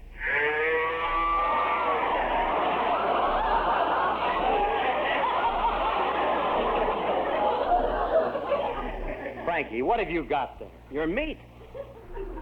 Beautiful hunk of bovine, ain't it? But I didn't want it that way. I wanted it all wrapped up so I could put it in the refrigerator. Okay, get a piece of paper and we'll wrap them up.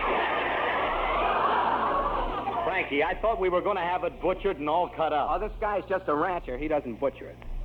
Curly, it cost a little more than I expected. Instead of 30, it cost 40 cents a pound. 30. But this is... All right. I don't mind that. Certainly it's all right. 40 cents a pound for 100 pounds. Curly? It's only... Curly? What? Weighs a little more, too. How much? 1,100 pounds.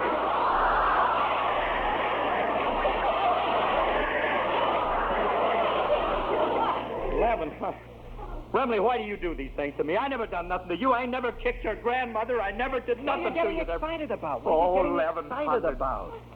Instead of $30, it's costing you a measly $440. Besides that, you got enough meat here for 2 years. Still cheaper than $1.50 a pound. Oh, I guess you're right. But what am I going to do with this animated Bull Durham sign? Eat it. Eat it. Eat it. Fine. Yeah, eat it. It's fine. So? I can just see him walking around the dining room table and everybody takes a bite as he goes... Eat it. Please, Curly, let's not be ubiquitous. Naturally, we slaughter the animal first. Let's take him in the kitchen and get started. Frankie, we can't bring that thing in the kitchen. Well, why not? Alice is a little eccentric. She don't like to have strange stares running around the house. Antisocial, huh? It's none of my business, Curly, but at times your wife is inclined to be difficult. What's the matter with her, anyway? Well, you know how women are. She just... Oh, shut up! You go! Why, if Alice ever saw what I bought, she'd think that I'm completely off... All right, rang the bell before. Hey, it's Alice. Quick, Frankie. Now leave that steer on the porch and come on in and shut the door. Hurry up. Okay. Now, not her to Alice. She mustn't know that you've Phil, got... Phil, did someone come? Oh, hello, Frankie. Hi, Alice. Say, you look very well. Well, the same to you.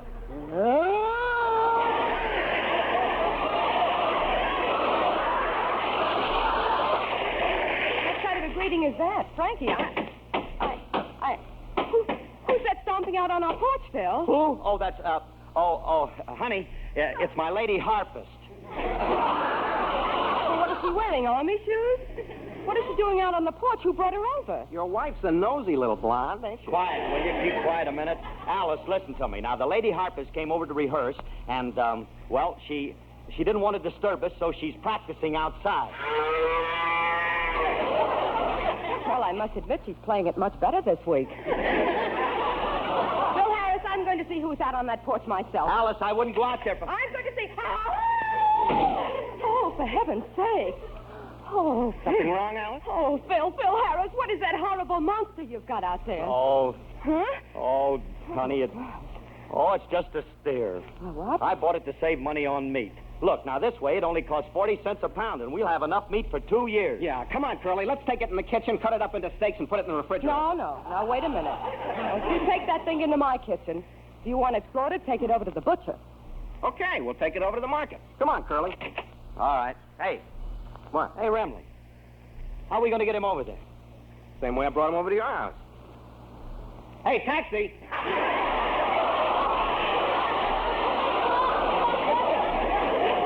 Frankie, you brought the steer over here in a taxi? I had to. The streetcar was too crowded. Cut that! Which reminds me, Curly, you owe me $28.75 for taxi fare. All right, you'll get it. It's only a half a mile to the market. We'll walk it over. All right. Come on, bossy. See you later, Alice. So long, fellas. Gee, I'm a lucky girl. It isn't every husband who brings his wife a live steer. Oh. East is east and west is west, and the wrong one I have chose. Let's go where I'll keep on wearing those frills and flowers and buttons and bows and rings and things and buttons and bows. Don't bury me in this prairie, take me where the cement grows. Let's move down to some big town where they love a gal by the cut of her clothes, and I'll stand out in buttons and bows.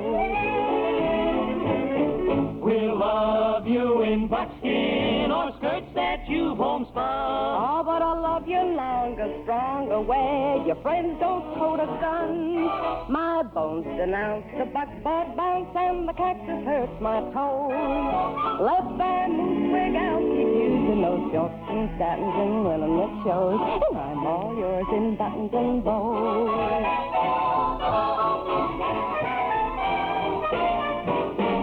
Home on the range doesn't mean a thing to me. 'Cause the city's where I feel at home, and not the lone prairie. My bones denounce the buckboard bounce, and the cactus hurts my toes. Let that moose wig out, keep using those silks and satins and linen that shows, and I'm all yours in buttons and bows. In Eastern trimming, where women are women in high steel clothes and peekaboo clothes and French perfume that rocks the room, and I'm all yours in buttons and bows.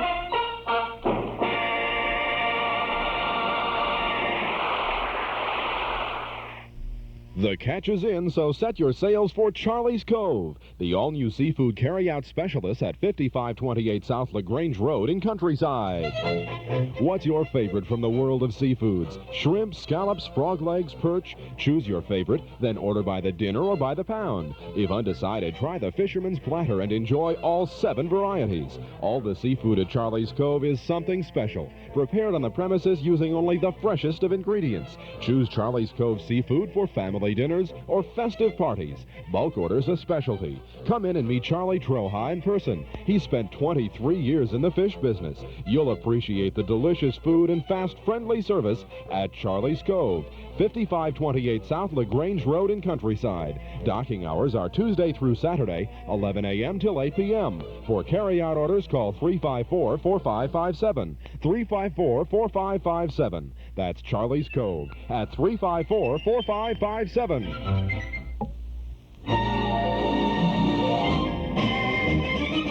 We did it, by George, we did it. We've moved our Metro Golden Memory Shop to a new location. That's right, we needed more space for all the good old stuff from and about the past, and so we've moved our MGM shop to a bigger and better location at 5941 West Irving Park Road, just east of Austin.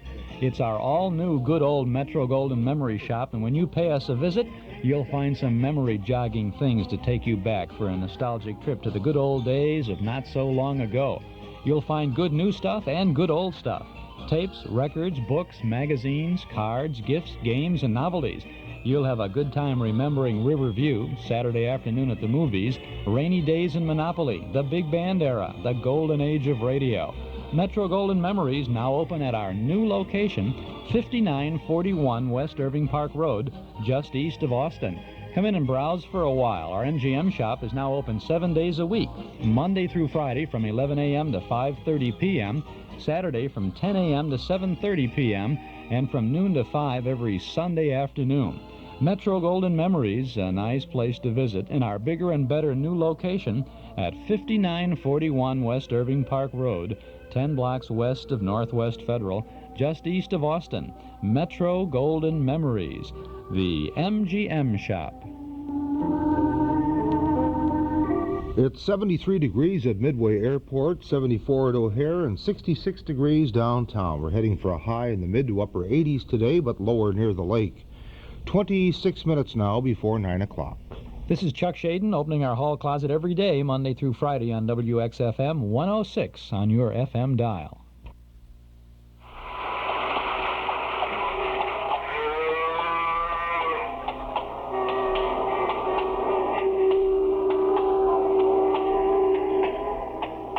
Hey, Remley, we're blocking traffic. Can't you get this rump roast to move a little faster?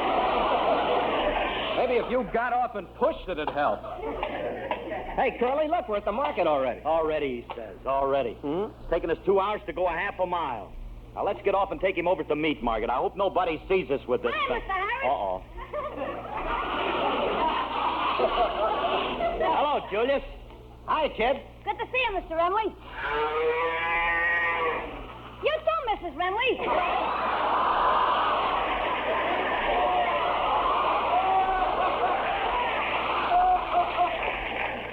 What are you, a wise guy? Mrs. Remley? It's possible.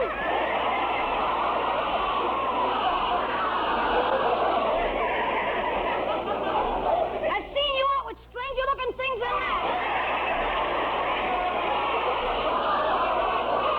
All right, you two, break it up. Let's break it up. Hey, kid, where's the butcher that owns this meat market? He's at the market across the street buying lamb chops for his wife. He buys his meat across the street? Yeah, he can't afford to buy it here. What do you want with him? I want him to slaughter the steer. Oh, you're leaving Rexall and going in the meat business, huh? Smart move, Mr. Harris. You'll make an excellent butcher. Wait a minute. I ain't leaving Rexall, and I ain't going in the neat business either. I knew all the time he wasn't that old. Meat business. I'm not going in no meat business. I wouldn't know how to butcher anything. I heard your program last Sunday, and I beg to differ with you.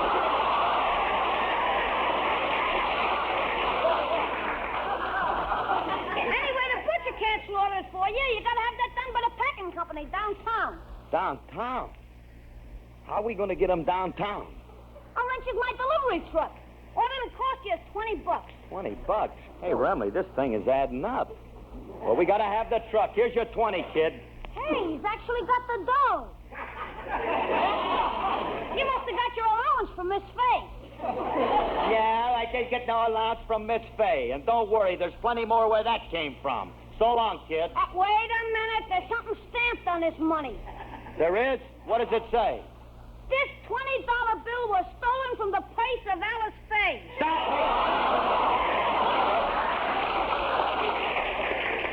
Hey, Remley, let's get out that packing house.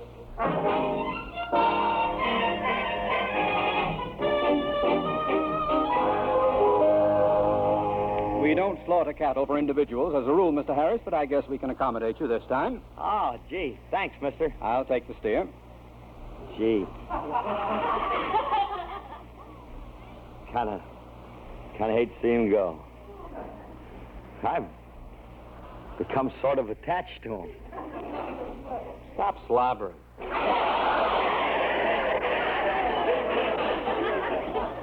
Go on, bossy. Go with the man. Go on. Oh, go on, will you? This ain't no attitude to take. The man ain't gonna hurt you. Oh, Frankie, how can you lie to the animal like that? Let me talk to him. Bossy, I know how you feel. But that's life. Horns up, old boy.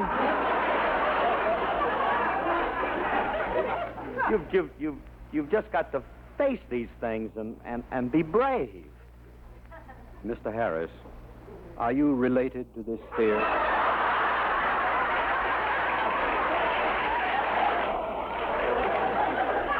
Of course I'm not related. It just breaks my heart to have you slaughter him and cut him up. Would you rather take him to a mortician and have him laid out? For crying out loud, let the man take him. Come on, boy. You gentlemen wait here. I'll have him ready for you soon. Well,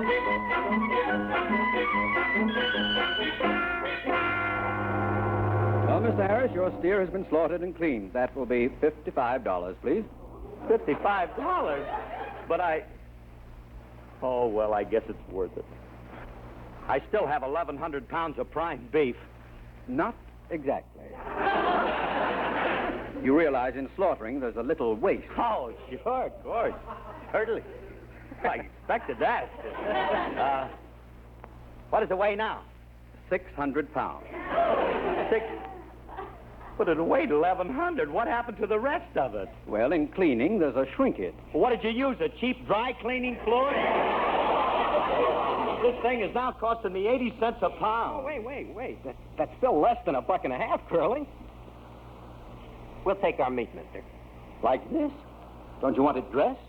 No, we'll eat it nude. But you can't eat it like this. You have to have it dressed. All right. Oh, that's okay, mister. That's all right. Now, how much does that cost? Wait. Whisper it to me. Lay it on me lightly. Well, it shouldn't be too much. We can have it dressed for you for $85. Who's going to dress it, Adrian? We'll take it to the Star Outfitting Company. They do a cheaper job. Quiet. Leave the man alone. Look, mister, go ahead and dress it and cut it. Anything, just so I get my steaks and chops. Steaks and chops? Don't you want any other cut of... Look, mister, please, don't argue with me. I don't feel too good. Will you just get me my steaks and chops? If that's what you want, very well.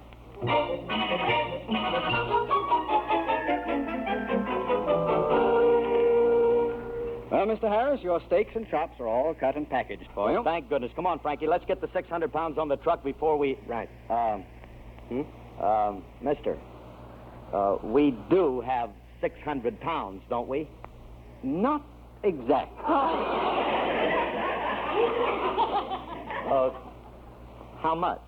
100 pounds. You only wanted steaks and chops, you know. But only 100 pounds. I told you steer weight only 100 pounds. Will you keep... Look, mister, let's forget the whole thing. Glue my steer together and I'll take him home, will you? Remley, you got me into all this. Buy a steer, save money, 30 cents a pound, enough for 2 years. Look, I never want to see you again. Mister, give me my meat. I'll take it. Like this? Oh, I know I'm a sucker for asking, but what now? Well, for this much meat, you'll have to have it quick frozen. You'll need a locker. And for only $120 a year, we can let you have one of our best lockers. A locker yet? Look, I just want to eat this steer. I don't want him to join a country club. I know he's a pedigreed steer, but does he have to be a social butterfly? But, Mr. Harris... All right. I'm too weak to argue. I'm trying to save money, and now these steaks are costing me over $7.50 a pound. Remley, this is all your fault. My fault?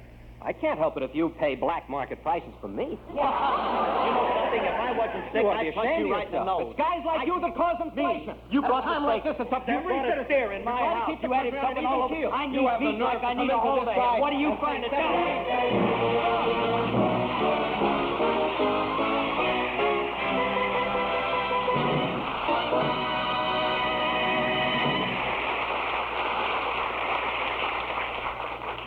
Alice and Phil will be back in just a moment. But first, This is your Rexall family druggist again. In millions of American families, the name Rexall is something to count on. Of course, they haven't seen, as I have, how every one of Rexall's 2,000 or more products is tested and checked every possible way before it leaves Rexall's big laboratories, but experience has taught them that Rexall means dependability. And that's why this conversation, which I overheard just a week ago, is run-of-the-mill in a Rexall store. Mary, how did you know this is a Rexall store? By that orange and blue Rexall sign in the window. But what makes it so different from any other drugstore? Why, they carry Rexall drug products here. Things like cough syrup and antiseptics and the medicines your doctor prescribes. But why do you especially want Rexall drug products? Because I know I can trust them. The druggist himself told me, you can depend on any drug product that bears the name Rexall. And that's exactly what I did tell her. See you next Sunday.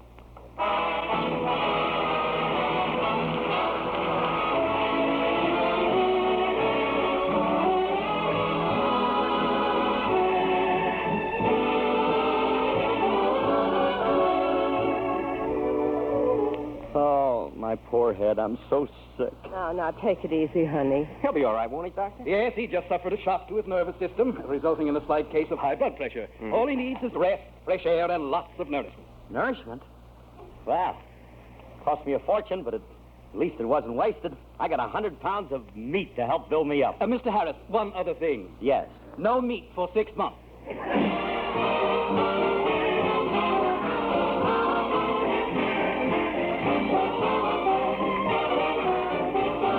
Stay tuned to this station for the Edgar Bergen Charlie McCarthy Show, which follows immediately. This is NBC, the National Broadcasting Company.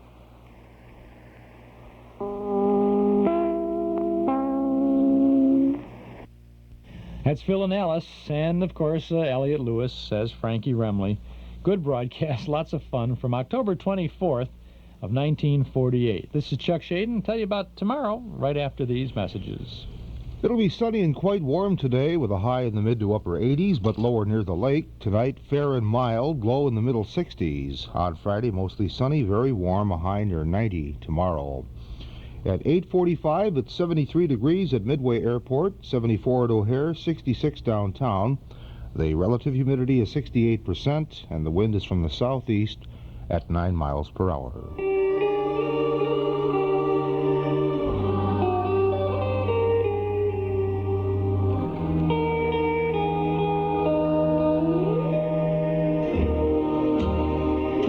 I'm going to buy a paper doll that I can call my own. A doll that other fellas cannot steal. And then the flirty, flirty guys with their flirty, flirty eyes will have to flirt with dollies that are real. When I come home at night, she will be waiting. She'll be the truest doll in all this world. I'd rather have a paper doll to call my own than have a fickle-minded real-life girl. I guess I've had a million dolls or more. I guess I've played the doll game o'er and o'er.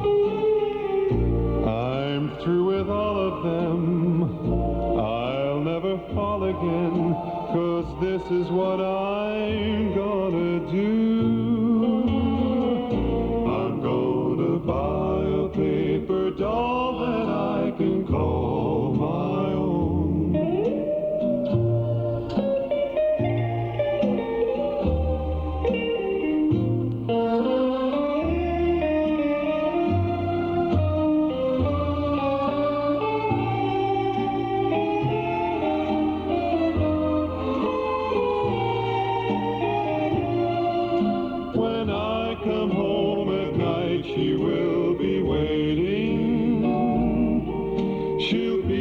the truest doll in all this world. I'd rather have a paper doll to call my own than have a fickle-minded, real-life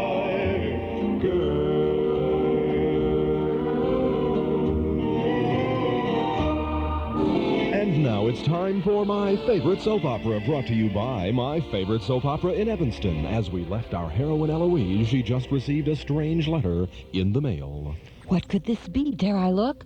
Or shall I wait until my loving husband Matthew returns from his trip to the Orient? Eloise hesitated, then ripped the letter open. Why, it's a shower invitation for Melissa. Who's Melissa? Oh, yes, Frederick's fiancée. But what shall I get her? Would Eloise face another dilemma? Why, of course, I'll visit my favorite soap opera for the ideal shower gift. Get it? Soap? Shower? My favorite soap opera has one of Chicagoland's largest selection of soaps. They'll even monogram soap. Perhaps I'll get them a custom gift box of assorted soaps from all over the world. There are other accents, too, including towels and shower curtains. My problem solved. With the help of My Favorite Soap Opera, 845 Chicago Avenue, lower level in the Main, in Evanston. This is Chuck Shaden in the hall closet with all the good old radio shows on WXFM 106 on your FM dial.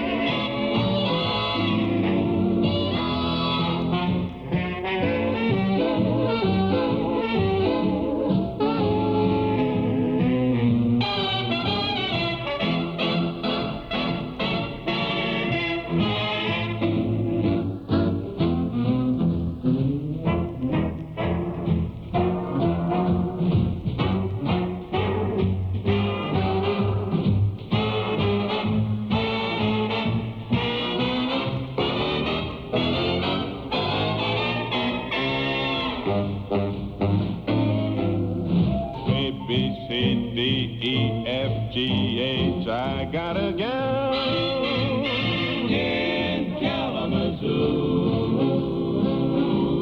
Don't wanna boast, but I know she's a toast of Kalamazoo. Zoo, zoo, zoo, zoo, zoo. Years have gone by. My, how she grew. I liked her looks when I carried her books in Kalamazoo. Zoo, zoo, zoo. I'm gonna send a wire, hopping on a flight, leaving today. Am I dreaming? I can hear screaming. Hi, Mr. Jackson, everything's okay. A-M-A-M-A-C-O. Oh, what a girl, a real pimperoo. Make my bed for that freckle-faced kid I'm hurrying to. I'm going to Michigan to see the sweetest girl in Kalamazoo.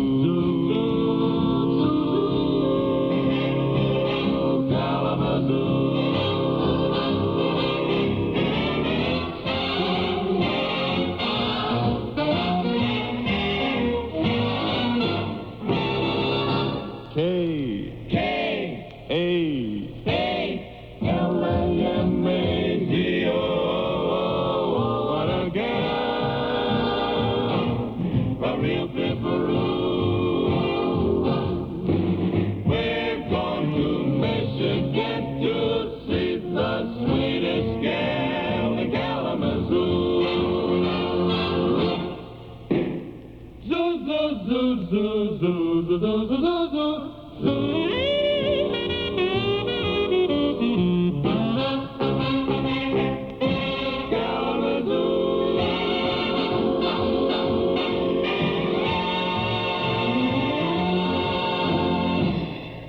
Nostalgia newsletter for June features Spike Jones on the cover and reprint articles about those good old days of not so long ago. A one-year subscription to our newsletter is only $7, and you can subscribe right now when you call 943-7474. Just give us your name and address. We'll begin your subscription with the big June issue. We'll include an invoice with your first copy. 943-7474. In that June issue, you'll find reprint stories about car radios in 1940, a 1942 letter to Daddy from Baby Snooks, 2 pages from Television Forecast magazine from June 1948, and the 1945 movie magazine reprint Remembering Old-Time Hollywood. Plus, in our June Nostalgia newsletter, original articles about vintage record collecting, Benny Goodman, Abbott and Costello, and something all mothers have in common. All this plus news of our Memory Club movies, our dime store want ad page, letters from listeners, and our vintage radio broadcast schedule. Subscribe now. Give us a call at 943-7474. A one-year subscription is just $7. Call now. We'll begin your subscription with the June issue. If you like, send $7 to Nostalgia Newsletter Box 421, Morton Grove 60053. Or call 943-7474. That's 943-7474. Konnichiwa. I'm Rocky Aoki, owner of famous Japanese restaurant, Benihana.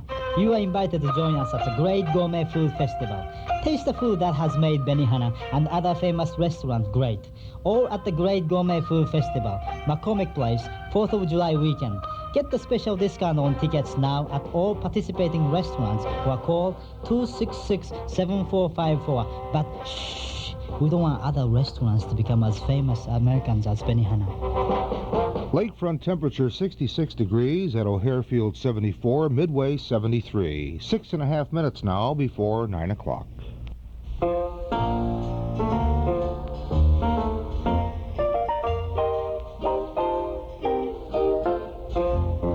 Say it's only a paper moon sailing over a cardboard sea, but it wouldn't be make-believe if you believed in me.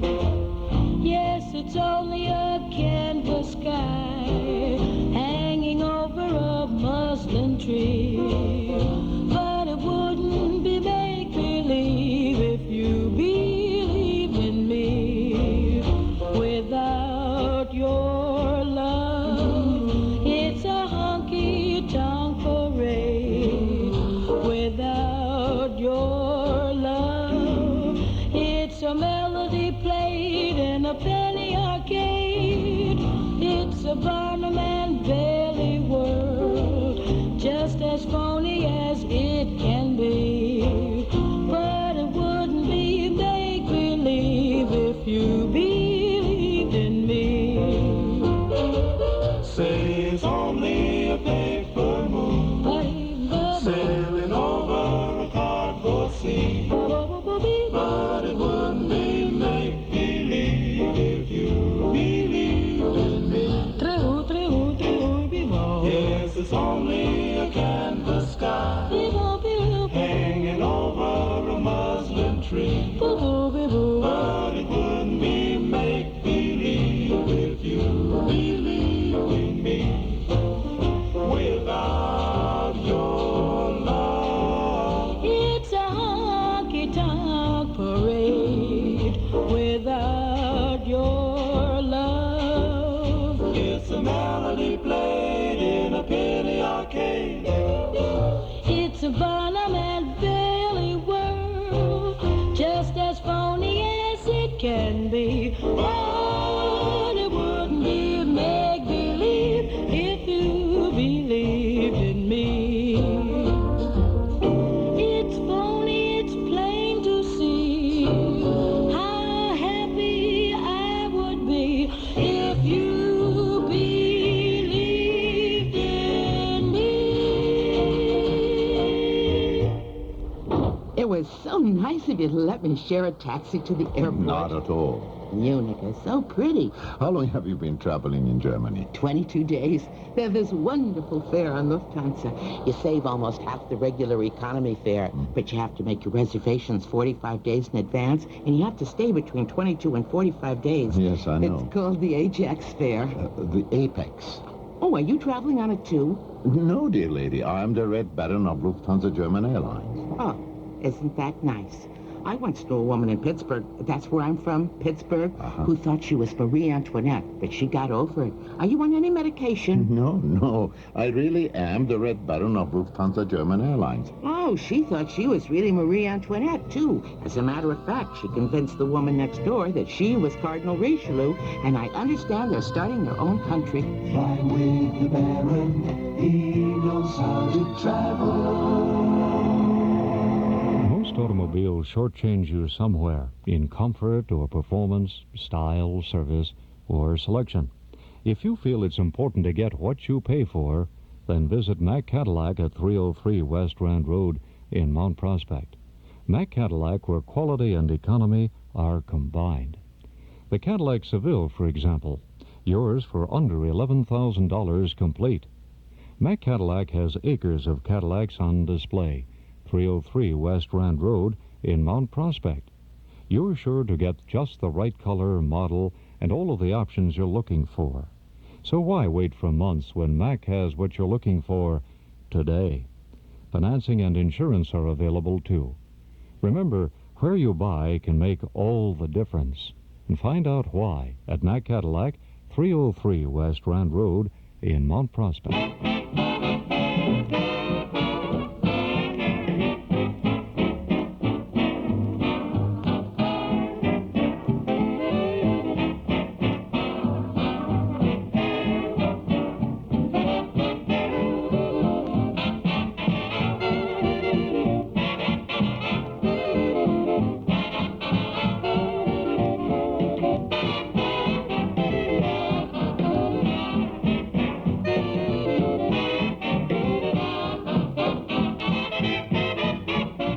The old clock up on the studio wall says it's time to go for now, but we'll be back again tomorrow, same time, same station, with more sounds of entertainment from the hall closet. Tomorrow morning, Command Performance, Dick Tracy in B-flat, and the Jack Benny program from 1951. This is Chuck Shaden. Thanks for listening. Careful Carpet Company announces the Armstrong Sunny Solarian Sweepstakes. You'll never forgive yourself if you don't take advantage of this season's greatest opportunity at Careful Carpet Company to add the fashion and convenience of an Armstrong Designer Solarian no-wax floor to your home. Right now, at Careful Carpet Company, you win with prices that couldn't be lower. You win with value that couldn't be greater. You win with a floor that will shine without waxing far longer than ordinary vinyl floors. And during the Armstrong Sunny Solarian Sweepstakes, you could be the lucky winner of a kitchen full of General Electric appliances. 770 prizes in all free, no purchase required. Yes, you win in more ways than one during the Armstrong Sunny Solarian Sweepstakes at Careful Carpet Company, 5321 North Harlem Avenue, or call 631-9700. Hurry in, sweepstakes ends June 25th. In stereo at 106 from high atop Sears Tower, this is WXFM, Elmwood Park, Chicago.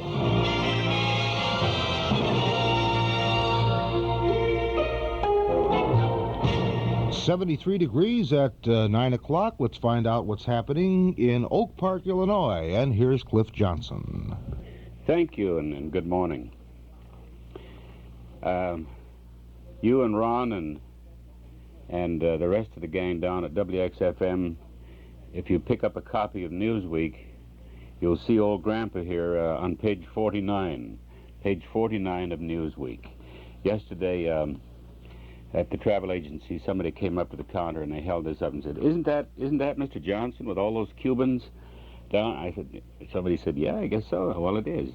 I remember so well I told you that I was the first American through the barricaded gates and into the outstretched welcome arms of these Cubans who kept shouting, Americano, Americano, Viva, Viva Americano.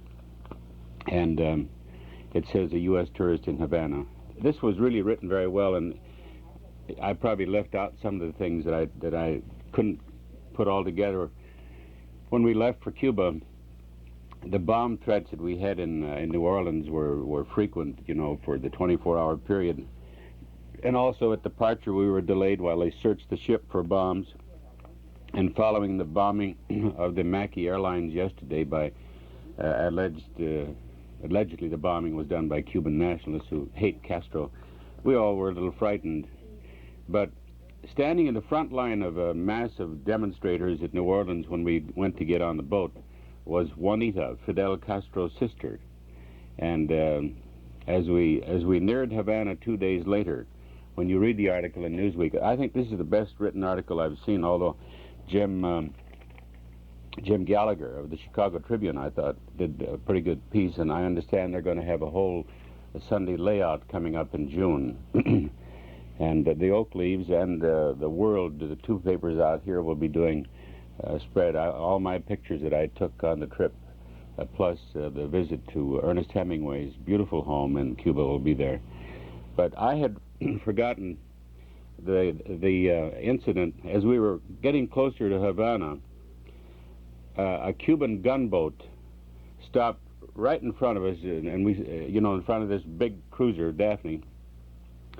And it turned out, according to this report, that we were off course and we were headed right straight for a Cuban military base. So there we sat with 4 submarines in the harbor. And it was a very, very tense moment, because they knew we were coming, and obviously it was a cruise ship, but somebody just didn't poke the compass the right way, and we were headed in the wrong direction for the wrong port.